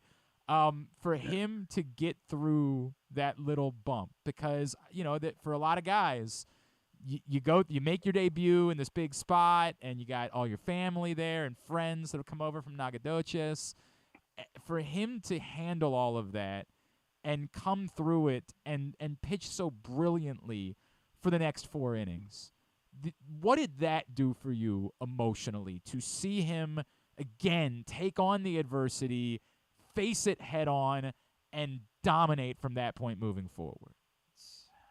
Oh, I was really proud of him. I mean, that's what we wanted. I mean, not that you want a bad inning, but if you have a bad inning, that's what you've got to do. You've got to figure out a way to work through it and get yourself back in the game and do what you know what to do. And, he did it. I mean, he was probably literally away 1 pitch from, getting pulled. Mm-hmm. So I think when Hyde went out there, I think he realized, okay, he said, I've got to do something now because, I'm 1 pitch away, 1 hitter away from getting pulled. So, and I'm sure he felt that, he didn't want to let all our fans down and stuff. So he figured out a way to. It was special. He was special to see, and I'm sure you've heard he was getting a lot of praise from a Hall of Famer and Jim Palmer as the day was going on. Man, he was getting blown up by Jim Palmer, and it's a heck of a guy to be talking your praises. It was a pretty incredible thing. The video that we got to see of the hug that you shared after the game. Is there any way to convey what your emotions were in that moment? Oh gosh, no, I don't think so. I mean, it was just, it's like I said, you just go back and you just think of all the, ground balls, hits and just everything that you've done, to get there. And it just, I don't know. I don't know how to say it. No, I get it. It just all comes to you all at once. It's beautiful. I mean, it's as a father, it's everybody else's dream to be able to have that moment, Gilbert. It's such a powerful thing that you're conveying right there, and the love that you have for your son, and everything that you've been through, and to see him take all of it and turn it into this opportunity that he now has to turn into one of the, the truly special players in this game. It's a powerful, powerful thing. So did you? It is. Were you able to get anything? Like I'm sure he wants to keep a lot from the game yesterday. And is there anything that you were able to get and you were able to hold on to from yesterday's game, like a keepsake of any sort? Are you talking like mentally or like? No, I mean like physically. It was like a ball, a glove, anything that you were able to hold on to. No. No, that hug was. Yeah, you can't do better than that. No. I mean, we've got all the balls and gloves and shoes and jerseys that that we need or want, but just to see his face and get that hug, that was all I needed. Man, you're gonna make me get a little emotional, Gilbert. I'm gonna end up losing it here in a second. That's so cool. I hope that you're starting to feel the love from folks back here in Baltimore. I hope you and your family are starting to feel a little bit about how special we feel about this young man and how excited we are for him and for your family and for what's to come here in a few years. I hope that the next time we're talking is like at the World Series after your son mows everybody down and we're celebrating everything. Gilbert, it was such a joy to see that relationship play out yesterday. As much as it was a joy for us to watch your son pitch, to see that love that you have for him and what it meant to you, I think added so much more for every Orioles fan to see that happen. Congratulations doesn't go nearly enough. It's an awesome story. Well, thank you so much. And we do love Baltimore and the fans. We had family and friends there, anticipating that he was going to pitch either Monday or Tuesday. So they went to the games. They went ahead and went to the games and stuff. And I had some friends text me, I think on Tuesday night, Monday night, said they sat by some Baltimore fans that came all the way from Baltimore to watch him, and anticipating that he was going to pitch also. So, there were a lot of Baltimore fans there that, came to watch him that made the trip. So that was really special, and that meant a lot. So. That's awesome. Gilbert Rodriguez, so we're very proud. So happy for you and your family. Congratulations. We can't wait to see what's next. Thank you. I know it's a busy week for you guys. Thank you for hopping on with us this morning. Yes, sir. Thank you. Gilbert Rodriguez, Grayson Rodriguez's father. Boy, that's something, man. That is there is some real power in those words. And that hug, man. Tell you, I'm a dad, and I'm soft now because I was never that hard to begin with, but I'm so much softer now because I'm a father, and like I felt it in that moment. Everything that he's describing, I felt all of it in that moment. Congratulations to Gilbert Rodriguez. Congratulations to Grayson Rodriguez, their entire family, and we're not slowing down that hype train, man. Like, remember I was talking about 3 innings. Got 5. Got 5. And by the way, at that point, it looked like he could keep going. Now, again, the Orioles are going to make decisions thinking about the now and thinking about the future. But there was, from where we were in the first inning, we were thinking about pure disaster, right? Like we were thinking about, well, Austin Voigt's going to have to come in now. You're going to send Grayson back down. Now who's going to start in 5? Like we're going through the disastrous thoughts in the first inning. And then you're coming out of it after, 4 innings later, and you're like, okay, well, this dude's never pitching again in the minor leagues. Like, go get your futures bets in now for Cy Young. Like, not for Cy Young, really. Rookie of the year, though, maybe. Maybe. Who else is out there? I mean, there's a lot of options, but that was cool. That was really cool. Thank you to Gilbert Rodriguez for taking the time for us this morning. All right, let's get into Fighting Words. Fighting Words is brought to you today by your local Toyota dealer and buyatoyota.com. The Toyota Tacoma comes in a range of models and trim lines, so you can choose the absolute perfect Tacoma to reflect your unique personality and driving habits. Check out buyatoyota.com for deals on new Tacomas from your local Toyota dealer today. Big week, a lot going on. By the way, nice backhanded compliment from our pal Andrew Stetka. He says, Oh, he said. I thought he said rarely. He actually said regularly. yeah, it's not backhanded at all. Oh, I know. Damn it. I was like, damn yeah, it. That was okay. actually That was okay. unbelievably kind. Son of a bitch. For a guy who rarely does. I'm just not used to that. He I thought should've- we were going back at it. That's incredibly sweet from Stecca. Damn it. Incredibly sweet. That's very sweet of you, Andrew. I love you. Thank you for that. It's very kind of him. Damn, he said something very, very nice, and I just didn't expect it. I thought it was going to be backhanded. So. Oh, and by the way, happy birthday to John in Little Rock as Happy well. birthday, John. Happy birthday, John. Enjoy your day, my friend. All right, big week, obviously. I assume we're starting with the thing. We will start with the event this weekend. Oh, no, I think that's where we were starting. I thought we were starting with the story of the week. What is the story of the week? The UFC and the WWE merging? It's a pretty big story, I bro. thought it was how Bad Bunny got ripped out of the stands. Ah, yeah, So, there was like, that. Right, there what are we was that. talking? Yeah, I had that in a combination It's with kind of the story. Yeah. Yeah, so that was the second part. Yeah, they're kind of getting ready for this big week they're having, reintroducing Miami with announcing this partnership with Endeavor is partnershiping with MME, and WWE and UFC are coming together. It honestly creates kind of like I think in a odd way, a healthy monopoly. So I'm going to disagree about that. But here's the bigger issue that I have with it. We ended up talking about it. It was such a big story that we talked about it earlier in the week. I couldn't wait till Thursday on this one. I have two issues. One, to me, there will never be a healthy monopoly. Like, that can't exist. It's not good for anybody.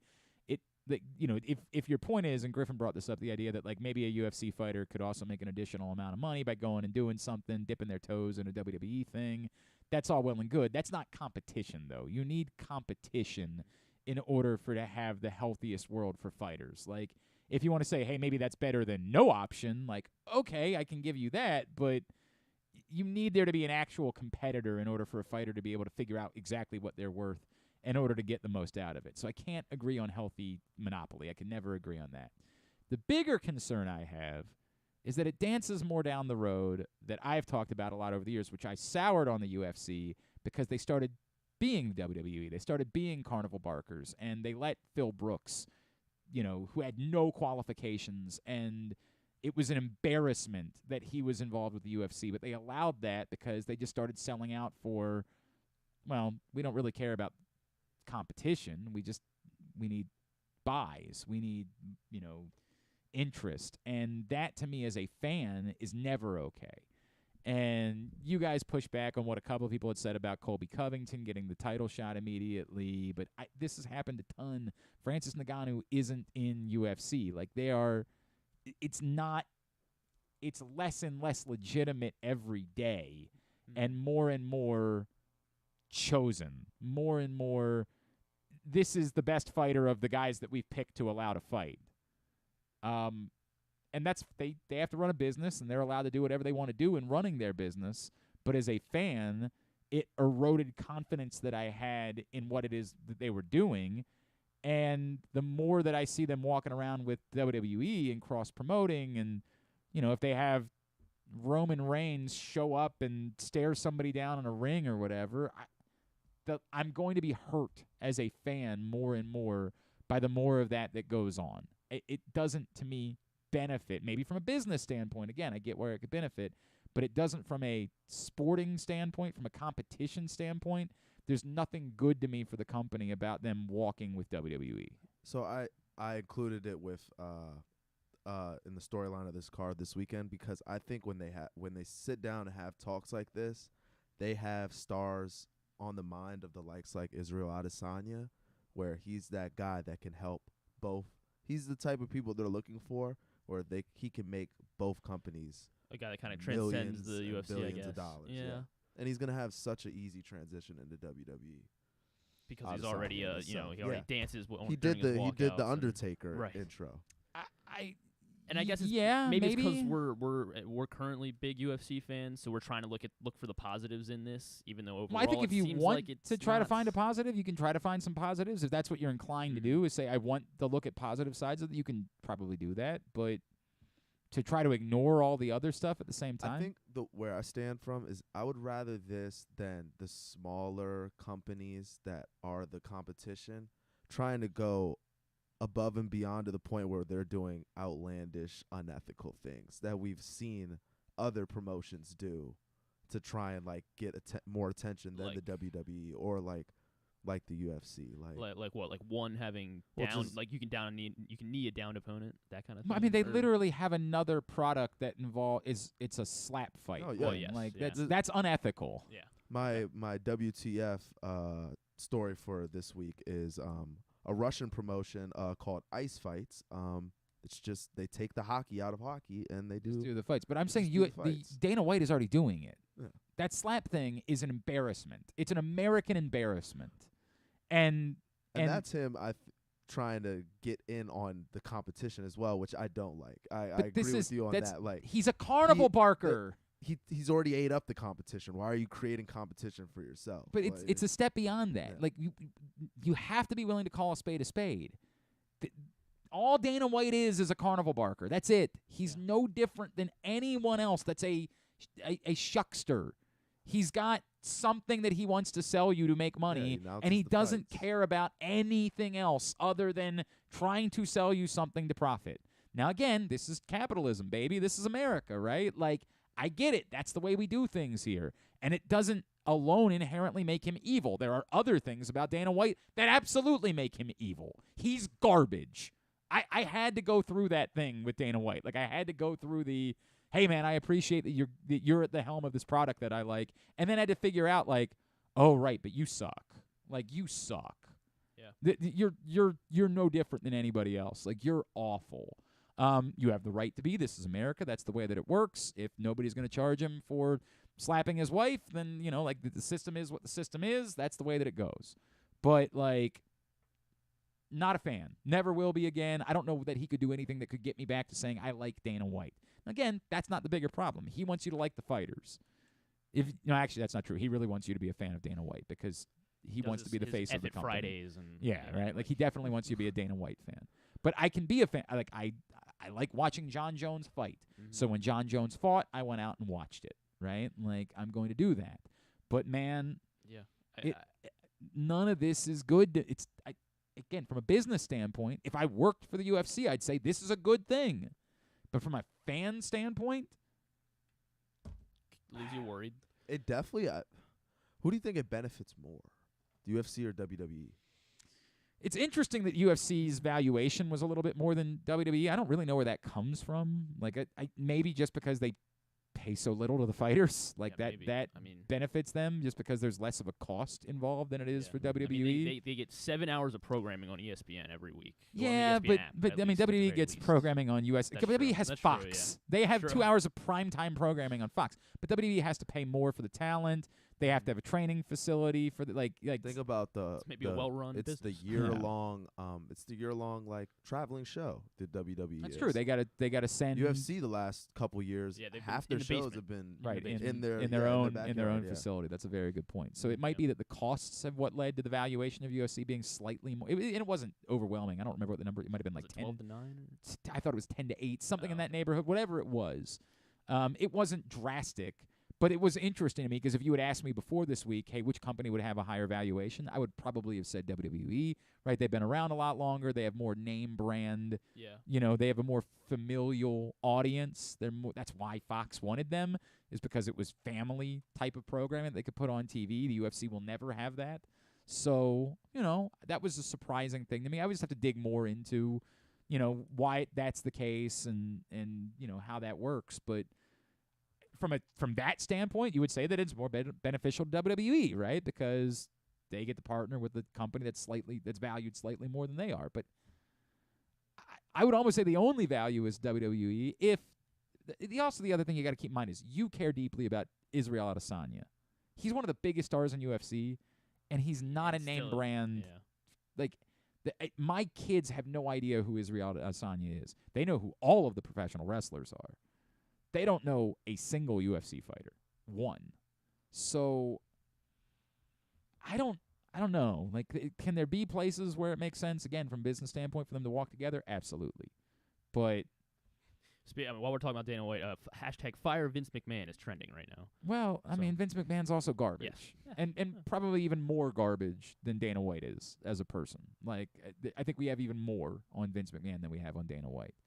I'm in a strange place with that too, because professional wrestling fans are very upset because part of this announcement was that Vince McMahon would get a little bit more control again of WWE, and apparently the first show they did after this announcement was Monday night, and he was right back to being in charge of everything, and the talent is beside themselves about that. Like, it's so funny that Aaron Oster pointed out to me, like, the similarities between the McMahons and the Roy family from Succession, and I'm like, oh my God, it's exactly that. Like, that's exactly what this is. That no matter... You got to inform me on Succession. Oh, dude, you have to watch. Okay. There's no one to root for. You hate everyone. Everyone sucks. Everyone is awful, and you can't stop watching. It's still a little funny, Just right? that alone makes me think, okay, dude, it's Stephanie McMahon, it's the Shane O'Mac. Like, and for moments you Can't find like 'em. you find yourself kind of liking that. Like, for a moment you're like, well, this is better than Vince, so I want this guy to be in charge. And then you remember that guy is always going to default back to Vince when all's said and done. Like Kendall. Oh my God, You are I right, can't 'cause I will believe. say my top favorite WWE WWF moment is Shane O'Mac off the top turnbuckle. Yeah. With the drop kicking. Yep. I can't remember who it was. Into a trash can. Yeah, trash can, 100%. Oh. Shane O'Mac, by the way, showed back up at 53 years old at WrestleMania this year. Jumped in the air one time and tore his quad. Oh, God. And they had to bail out of the stunt and have instead Snoop Dogg come running into the ring and perform a people's elbow on The Miz and score a pin over The Miz in order to save face for the segment that they had planned for Shane McMahon. It was, oh God, it was, I don't know, good on Snoop Dogg for handling it as well as he did in the circumstance, but Jesus Christ. All these people suck. I hate this so much. Like, I just hate everything about it, and I just don't. And yeah, I don't know, because we're all gonna watch still. I feel Oh well, you guys are gonna, like, again. I've said I'm largely tapped out. Like, this is you a big. still watch the WWE every week. Well, I still watch. I am as a WWE fan. Yes, you're right. I will still watch that. There's, You guys. I didn't include. But this. I accept it, right? Like, I can't be impacted. The performers that I see in WWE, I don't have to worry about. I know that's scripted. Those things don't creep into my mind. Like, is this legitimate? The problem that I have with the UFC, and I'm telling you, irreparable damage based on Phil Brooks. Phil Brooks irreparably damaged my relationship with the UFC. It was so illegitimate. It was such nonsense that it made me think to myself, well, if they're willing to do that, what else are they willing to do? And that's the problem. The problem isn't the known, it's the unknown. I think the fights are on the up and up. I think they are. But if they were willing to do this, do I know that they're not willing to do that? Yeah. And that's the biggest problem that I've had with the UFC. Yeah, and I haven't seen anything, I'm not telling you insinuate a rigged it's, UFC fight. And I'm not telling you it is. But it's obviously, just, they're getting closer and closer with the thing that does.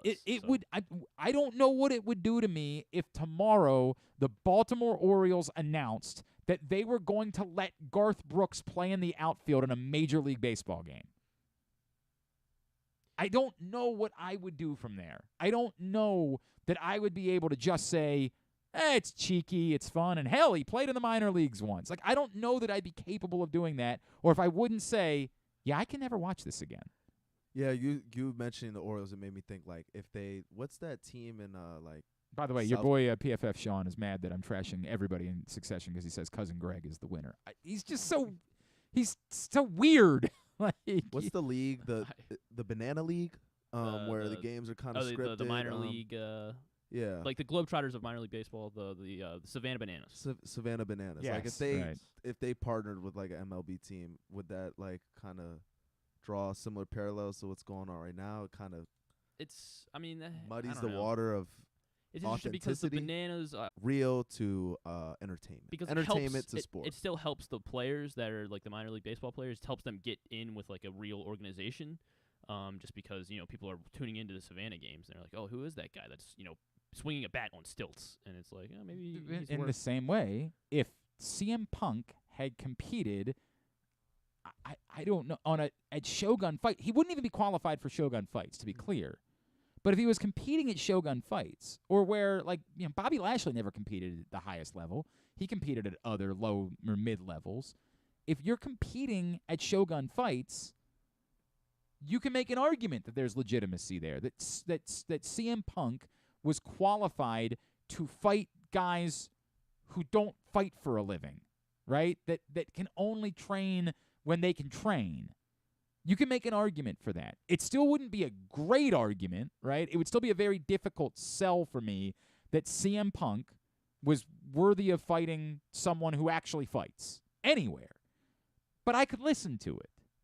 That's not what happened. He didn't participate with the Savannah Bananas. He participated with the New York Yankees. Yeah. He debuted on the main card of a UFC pay-per-view. You can say, Glenn, you shouldn't hold the entire company, to that standard of one thing that they did. That's the problem. The problem is, once you're willing to do that, we have to have standards. There have to be institutions within what we do. There have to be things that we are willing and aren't willing to do. There have to be times where I say to Griffin, we can't put this person. Did you see what somebody said on Twitter? That's not a person. That's some guy that paid for a blue check mark. We don't invite them on the show to talk about that. Because there have to be standards. There has to be an institution. And the moment I do that, I would expect you guys to say the same thing to me. Well, if you're willing to put that guy on, sorry, I'm out. And I'll never be able to feel the same way about the UFC that I did before Phil Brooks. I'm telling you. I can't explain in words how much it hurt my relationship because it forced me to see all of the carnival barking. It forced me to see how much they were willing to do. I don't think operating and working hand in hand with WWE is going to improve that for me in the future. Again, I'm not saying you guys should stop watching. Like, if it's what you're into, it's what you're into. I just personally have never been able to overcome it. I've never been able to have the moment. All right, there is a big fight this weekend, though. Fourth installment of Alex Pereira. Looks like the Easter Island statues. He's a specimen. His face is long. It's made of brick. He's knocked out Izzy twice.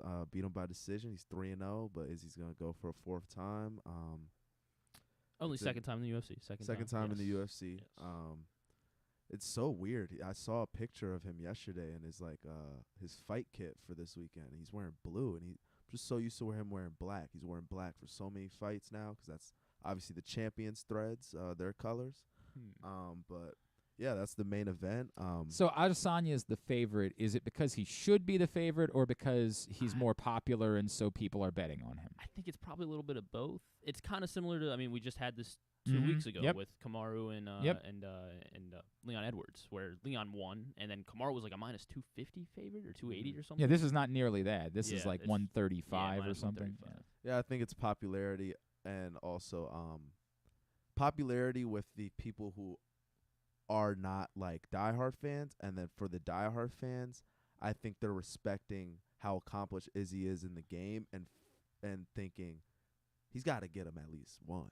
Right. Like, and because even if you watch the kickboxing fights from before, like, they were still really close fights, and Izzy I think he was winning the first one when he got knocked out. Okay. And then same with a couple months ago when they were fighting. It was still a very close fight, and Izzy had his moments, and Pereira obviously just had the biggest moment. How are we supposed to actually? It's like Pereira. Pereira. Pereira. I think, yeah, because the R in Portuguese. Right. It is. Yeah, Portuguese, I guess. It's supposed to be like a sound. Pereira. But is the second one supposed to be an R? Pereira. Or is it Pereira? I don't know. However John Anik says it is the correct way. I'm sure that's true. I feel like I struggled with it the last time. Right. I'm gonna just highlight two other fights. Well, on Burns the main card. Masvidal. Burns Masvidal, and Kevin Holland Santiago Ponzinibbio, because rumored.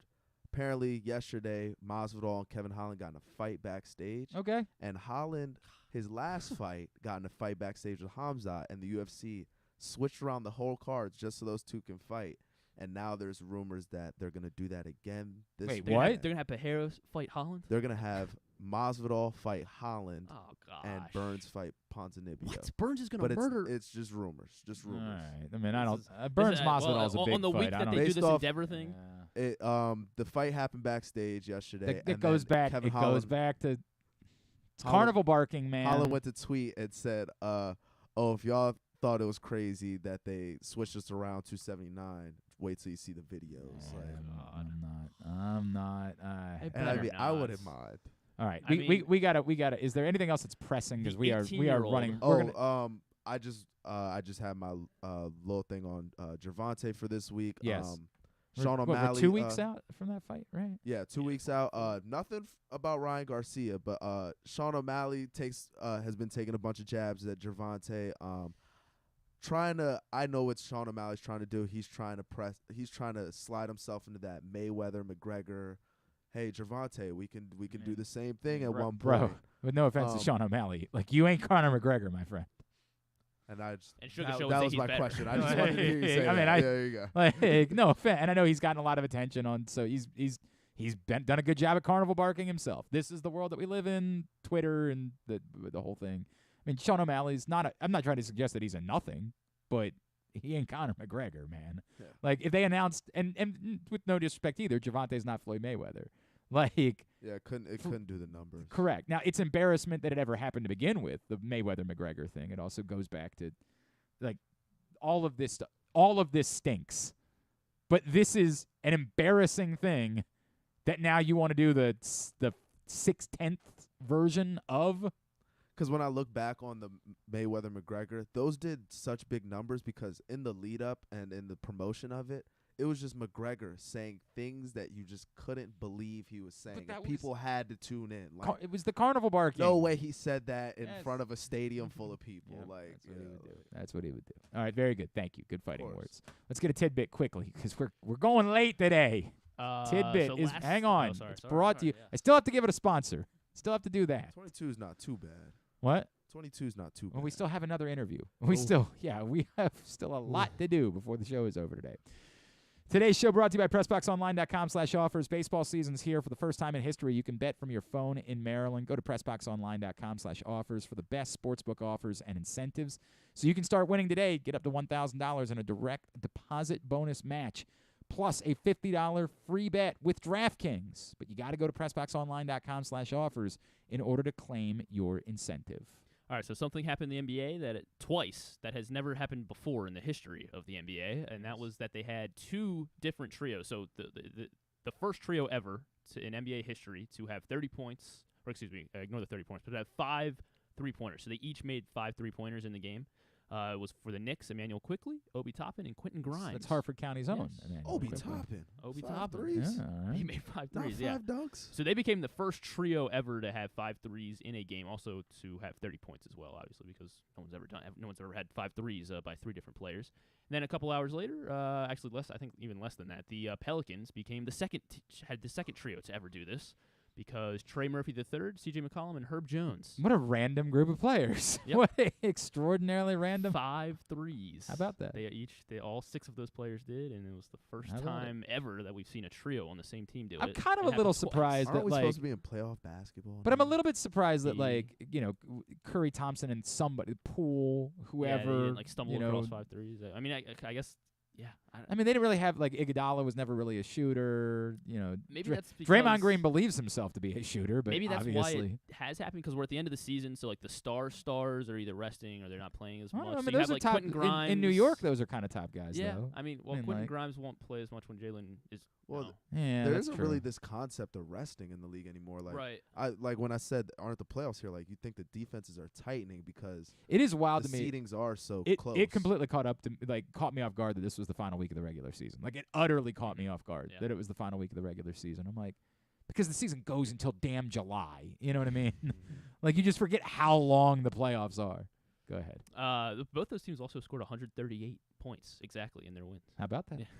All right, and then on Tuesday, that was Tuesday night, LeBron had he scored the game-winning basket in the final 30 seconds of their overtime win, and then he now has the most clutch field goal. Well, actually, he in the last, I forget what the exact stat was, but I wanted to ask, most clutch field goals made to tie or take the lead in the playoffs since 1997. So last minute? Yes, last minute field goals to tie or take Actually, the lead. last 5 minutes. It was last 5 minutes to tie or take the lead in the playoffs, specifically. Yes. How many players? Since 97. Since 97. Let's see if we can get the 10, the top 10. God, man. All right, remember well, I we said can do about 5. Whatever, fine. We can 10. do 5. 10, but we got to fly. Michael Jordan still somehow. No, not Michael I Jordan. mean, there's only 1 year in there that would have counted for him. Did you say Kobe? Yeah. Yes, Kobe is third. He had 34. I'm surprised he's only third. Ray Allen. Not Ray Allen. All I ever think of him is hitting. Not D. Wade. Oh, this is going to be hard. Paul Pierce. Paul Pierce is on the list. He is 6th. He had 26 game-winning or tying shots in the final 5 minutes during the playoffs. Manu.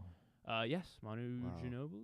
He is 10th. He is 10th. 21. Player. Tony Parker. Tony Parker also on the list. He is 5th. Just guess all of them. 2 on 27. Yeah. Bro, they were in since 97. They had so many opportunities. There's a chance there's another spur on. Is there another spur on?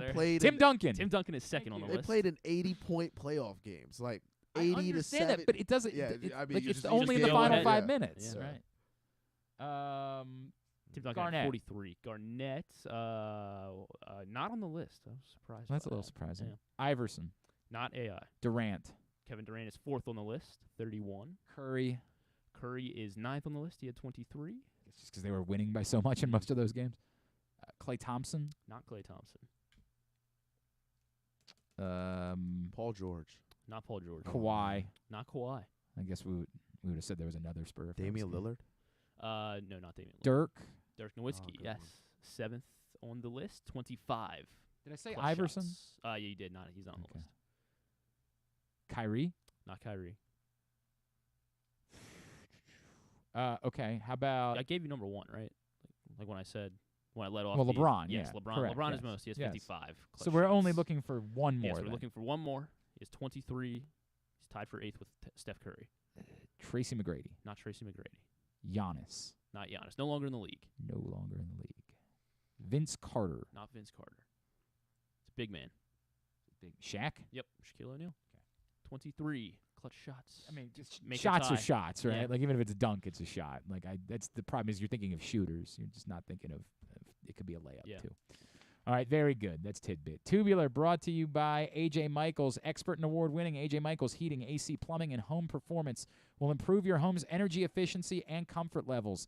AC season is coming up fast. New rebates and discounts are available. More at ajmichaels.com. Here's what's coming up. Obviously, no opening day. Round 1 of the Masters, which we can only watch through Charles's phone for some reason. And I got to turn off in a second anyway because I got to watch some wrestling before I do the wrestling show. But you can watch it on Masters.com or the Masters app on your phone. Let's go. Because for some reason you're not allowed to watch it on your television until 3 o'clock when it's on ESPN. Masson now has Nationals Rockies at 4. It's also on MLB Network in Houston or Minnesota. I don't know if you're living there and listening to the show. God bless you. MLB Network, Marlins Mets at 1, Astros Twins at 4, Padres Braves at 7, Dodgers Diamondbacks at 10:30, NBC Sports Washington, Capitals Canadiens at 7 o'clock. ESPN 2 for the Frozen Four tonight. Boston University and Minnesota at 5. Michigan and Quinnipiac at 8:30. The 2 winners will play for the title on Saturday. TNT Heat Sixers 7:30. Nuggets Suns at 10. Access TV Impact Wrestling at 8. Some non-sports highlights? Not too many. New show on Netflix. It is called Beef. It's with Steven Yeun and I didn't even write the name of the other person, but they get into a road rage altercation essentially, and it changes their lives. It's called Beef on Netflix. Who's in it? Steven Yeun. Okay. All right. Yeah, he was what was his name in Nope? Walking Dead. Glenn. Yeah, Walking Dead. Oh, Walking Dead was his big okay. thing. All right. Yeah. All right. And then Nope last year, and then Cal Penn will be on Practical Jokers tonight. Cool. I've met Cal Penn a couple times randomly. Okay. And he then, came in studio once when he was promoting The Rise of Taj. Really? He and Art from Everclear came in studio, which was dope. They were both great. I loved it. And then randomly when he was working, I guess for Obama, I was getting on the metro one day in D.C. and Cal Penn was just standing right there, and I was like, "Hey man, you probably don't remember you were in studio with us in 2006 or whatever it was." Just a White House liaison on the metro. Well, yeah, I mean, like that was the crazy part because I kept looking at him like, "Am I racist?" Because I think that's Cal Penn, but like, could it just be somebody else. Any Indian. Yeah, like I was like, and so and he was on the phone at the time, so I'm like, ooh, that makes it hard. I'm like, I don't know here. So like, he's not walking away, which you would have thought as a celebrity he would have started trying to get away from. Maybe he was getting on. I don't remember. It was at the entrance to the Metro, and I waited it out, and I was like, and I just sort of said, "Cal." He was like, "Yeah." I'm like, "Hey, man, you know," and I go through the whole spiel. And he was, I'm probably lying. He was like, "Oh yeah, absolutely, in Phoenix, sure, you know, we did a few of those, but I remember and art and the whole, like, I was What like, a nice guy. I was like, yeah, you don't at all, but We'll get more Cal Penn on IJ tonight. whatever. Yeah, I'm not gonna make that one. Sorry. Jeremy Renner's on doing the Diane Sawyer interview at 10 o'clock on ABC to talk about the entire snowmobile the accidents. Yes, correct. All right. That is it for non-sports. Is he doing okay? Like, I think so. He needs that Hawkeye roll bad. Man, that was brutal. He's a kite in the wind without that. What? Just lost. Doesn't know what to do. without Marvel. Yeah. He's Jeremy Renner's had a fine. What are you doing? He's a funny guy. What are you doing? Like Jeremy Renner. Why are you going to war on Jeremy Renner? It was that live. The man nearly died. You're talking about the Jeremy Renner app. That too, but then when he made the album, settle it's down. like, settle come down. on, man. It's doing him, man. Thanks to everybody at thanks to our guest. Boy, did we have a guest list today? Yeah. Well, not some of it, quantity for sure. Thanks to Ronnie Brown, Dundalk native from Shepherd, getting ready for the NFL draft. Chris Rose joined us. Thanks to Ryan Odom, who's about to join us. Thanks to Jermaine Wiggins. Thanks to Gilbert Rodriguez. Holy crap, we had 6 guests today. Thanks also to Kyle Stackpole from CBS. We'll get all of it up in the greatest hits section of the oh my God, it's so good. tab at GlennClarkRadio.com. And tomorrow, nothing. Stan the Fan in studio. That's what we got so far tomorrow. We're going to do a shorter show for sure tomorrow. We will not give you a full 2 hours because I want to get out of here and get to the game. So frankly, I got up early this morning to do some work. I'm not coming in early. We've given you plenty of bonus content during the week. We can end the show a little bit early tomorrow. It's going to be okay. We're going to be all right. So that's what we're going to do tomorrow. All right. Thanks to everybody at PressBox, all of our great sponsors and partners, including A.J. Michaels, Glory Days Grill, Costas Inn, Hartford Community College, Guilford Hall Brewery, Birdland Sports, your local Toyota dealer, buyatoyota.com. Thanks to Charles at charles.ap28 on Instagram. Thanks to Griffin at Griffin_Bass on Twitter. Follow us Twitter, Instagram, and TikTok at Glenn Clark Radio.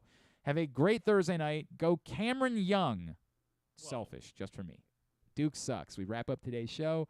Conversation we were able to have with our friend Ryan Odom, who's got a new gig at VCU here on GCR. Well, man, it was just a couple of weeks ago that we were catching up with our next guest as he was getting ready for the NCAA tournament, and now he's getting ready for an entirely new adventure back on this side of the country as he has taken the job as the head coach at VCU. He is former UMBC coach Ryan Odom, and he is back with us on GCR. Coach, it's Glenn. Man, we can make this a thing, chatting every couple of weeks, if you're all right with that. Appreciate you doing it. You gave me some good luck, with this job, but maybe not so much with the first-round game against Mizzou, though. I needed you there. Yeah, I know, right? Man, actually, after that one, I could have understood you saying, well, we're not going to talk again for a little while. That's the way it's going to go. Coach, take me through it, right? Like something like this happens. I know you've always got to measure where you are. We had talked so much about the success you were having and doing the job you set out to do at Utah State. How difficult is it to say, okay, I've accomplished what I wanted to accomplish, but I know I could accomplish more, but there's this other thing that's out there, and maybe I could do that instead? Yeah, I think, this situation obviously was way too hard to, pass on. Obviously, the leadership here with Dr. Rao and Ed McLaughlin, as our athletics director, and just in general, the support, that is given to this program holistically. The fan support is incredible, from the students to the regular alums to just the city of Richmond. And then also, you talk about, the school in general. It's really grown, over the years, and it's become one with this community and really transitioned, in a big way. And then you talk about the tradition of excellence within the program. It's in a lot of ways very similar to the place that we were leaving, out at Utah State in terms of the interest level and the enthusiasm for the basketball program. And so we certainly were not having to give that up coming here. But when you get here and you see it, it's like, oh, okay. I mean, this is a high major job here. I mean, this is a job that, certainly has a tradition of excellence. And, even before Shaka and his staff and players obviously, really took it to another level. And even before that, there's some great players, great coaches, great, just teams in general. And for us to be a part of that, it's tremendous. And then you add on top of that, it's basically an opportunity to get back into our network, where we spent the greater part of my high school days, my college days. It's definitely a match for us. And that was the part that jumped out to me as much, Coach. Like, I know, look, Utah State's an amazing place, but this is the side of the country and the part of the world where, you've spent so much of your life and you have so many connections. How much did that play in this factor that, maybe if this opportunity wasn't here, it might not be the time or it might not be the place for you? Yeah, you don't know when these opportunities are going to present themselves. And obviously I'm thankful for the players and coaches that have worked for us, at Utah State and the different stops. I'm not here if it wasn't for my experience at UMBC and the players that played there, right? And so, coaches, lead the charge, right, and are a lot of times the face, but the players are the ones that get it done. And I've been very fortunate to have great players over the years, that I've been the head coach. And certainly it was a factor coming home, getting closer. I grew up in Charlottesville, right down the road when my father was an assistant there, and coached at Virginia Tech, coached at American, coached at UMBC, coached even south in Charlotte, in Lenore-Rhine. And so I've always kind of surrounded Richmond and always found myself coming back this way. And then you add in, I went to college in Hampton-Sydney, which is 50 minutes from here. So I've got teammates and coaches, that coach me all around, that live in the city here. So, it just makes sense, for us at this particular time. And we couldn't be more proud to be the coach here at VCU. He's Ryan Odom, of course, former UMBC coach, now at VCU. He's with us here on GCR. Coach, a couple things that jumped out at me. I saw that someone in the press conference already went ahead and took care of asking the question. Famously, your connections with Virginia, not only from the win, but as you pointed out, going back to your dad, growing up there. The idea of that being a game that could happen again, like that seems kind of – I hadn't even thought about it, honestly, when I saw you take the job. But when I saw someone bring it up, I was like, oh, that would really be great. Is it something you'd like to see happen in the future? Yeah, I mean, I actually mentioned, at Utah State, back in the days, we always play, not we, but back the old coaches and players used to play BYU twice. They used to play Utah twice. They used to play Weber State twice. And, obviously the times have changed. And when you're in different conferences like we are with the University of Virginia and Virginia Tech and Old Dominion now, it makes it a little bit harder. You get used to those natural rivalries when you're in the same conference. And when that changes, it's harder to do. But it doesn't mean that, we certainly wouldn't be open to playing anybody in our state. They're all good games. And, certainly Virginia and Virginia Tech would make sense for us going forward. It's good for the fans. It's good for the players. It's good for national rivalries. But, we'll see how it shakes out. Scheduling's a beast, every year, no matter where you're coaching. It's really hard to get games, hard to get people to come into your building, especially when you have a good team and a good program. And so we'll kind of see how it shakes out. But, obviously, we have a ton of respect, for Coach Bennett and his staff and the players and the history of success that they've had over there. And the same with Virginia Tech. I worked there for 7 years. And, it's certainly a good place as well. I happen to know how much you celebrated them winning a national championship a couple years ago. I know that that was something you felt really good about. From a local standpoint, Coach, I know Ace is in the transfer portal, and we'll see how everything plays out. But I do wonder, like, when he was coming up in Baltimore and you were here, did you have any connection with him at all? Was he somebody that was ever on your radar? Or did you always kind of know he was probably going to end up a little bit above a UMBC when he was coming up in this part of the world? Yeah, I think that was pretty evident. He's a dynamite player, a dynamite kid, and certainly we spent plenty of time over there at St. Francis, with Coach Miles and watching their teams and all the different players that he had over the years there and still has. And so, I've watched that kid since he was young, and he's just quite a player. He's, the cool thing about the way that he plays the game is he doesn't have to score 20 points for his team to win. Mm-hmm. He impacts the game in so many different ways. Defends. And, certainly on the defensive end, from a leadership and a toughness standpoint, and then his ability to pass and make his teammates better. He's just a really good player. And, he's very close with his previous staff, as he should be, and that's the way you want it to be. When you're coaching players and there's a connection there. And I don't know where he'll end up. Obviously, he's more than welcome to stay here at VCU. We'd love to coach him, but and all these guys. But such is life in the transfer portal nowadays. Where when there is turnover and there is change, a lot of times you'll have some folks that will choose to go elsewhere and some that'll choose to stay. And we've had both so far, here at VCU. But one thing's for sure, I'm going to be all about Ace and all about these other guys. If they're wanting to look at other places, we're certainly not going to hold them back. Of course, we want what's best for them, and I think it's good in general for student athletes to be able to choose where they want to finish their careers. And obviously, we've got a great cell here. I'm standing in my office right now, looking down at this beautiful court. There's not a better practice facility, in the country than this one. And so we're not going to have a problem, recruiting, quality, student athletes, that can really win championships to come here. I have no doubt that that's true. I know a lot of VCU fans got very excited because of a tweet he sent the other day that said, "Run it back," with some question marks. And I can only imagine how much of a boon that would be for your program at this point, if that were to play out that way.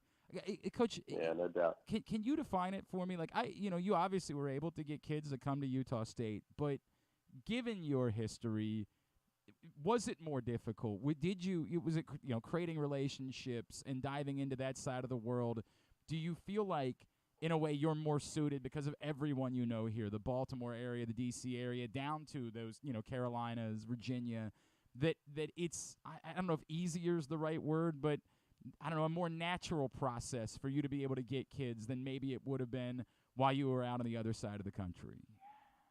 I think, recruiting is recruiting. And, it's about getting to know people and relationships, and then treating people the right way, and, making sure that you maintain relationships over the course of your career. And it's tapping back into your contacts. And, I felt like our assistant coaches and our staff did a great job out in Utah. We were poised, to get it rolling there from a recruiting standpoint, had we stayed. We had made some great inroads there, and we're confident in where it was headed, for the future. I mean, that school's a little bit different. There's a match, there's kids that grow up there, dying to be Aggies. And so you just kind of have to tap into that, pretty quickly. And we got close with a lot of the coaches there in the state and the AAU coaches as well. And we've got to do that. And we've maintained relationships back here, even though we didn't, bring guys out there, right? It didn't really make sense, at the time. We still have a ton of relationships, not only in Richmond, but surrounding, Richmond, going north, where you are, going south, where I grew up in North Carolina, going west towards, Virginia Tech, where there's relationships there. I mean, there's been some great players that have come from Roanoke. Troy Daniels from right in Roanoke, right? Plays here at VCU and was a dynamite player. There have been players from south, from my high school, Reynolds High School, David Hinton, who now works for Biden. He played here as well in the Final Four team. And so then you've got 757 guys, where, we recruited guys, at Virginia Tech, from the 757. So, I do think it's I mean, VCU is positioned perfectly right in the middle, to be able to go wherever you need to go to get players. And when they come on campus and they see it, they understand that this program is for real. Like the people that are running the program, and I'm not talking about myself, they want to win. And it's evidenced by, the investment, they put into this program and into our players. Coach, last one before I let you go. You mentioned the difficulty of getting maybe some folks to come play at home. They've had kind of the same problem at UMBC ever since that game.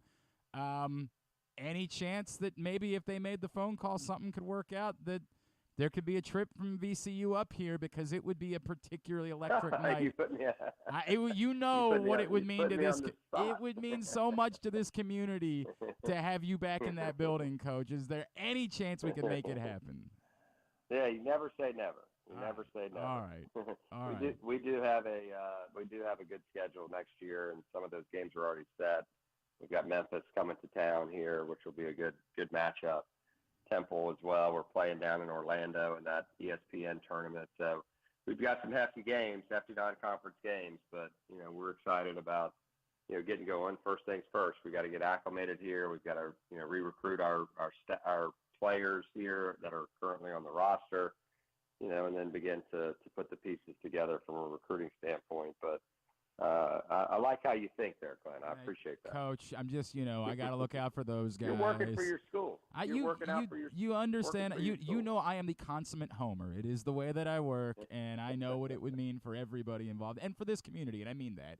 For this community to have you back here. And I know maybe it could work out in another way, a doubleheader at the new arena or something like that would be a really cool thing, but we would love to have you back this way. Coach, so happy for you and for your family. How's Connor doing? Connor's good. Yeah, Connor's good. He came in town, for a couple of days here before he has to head back out to Utah to finish school. So he's here with us now, as is Owen, kind of looking at where he's going to go to school next in high school. So, they're excited to be back here in Virginia as well. So it's pretty cool. That's awesome. Coach, congratulations. So happy for you and your family. Really appreciate you taking the time, as always. And, heck, I don't know if there's a good reason for us to do this again in 3 weeks. Let's do it, all right? Let's do it. All right, Glenn. Take care. Tell everybody hello.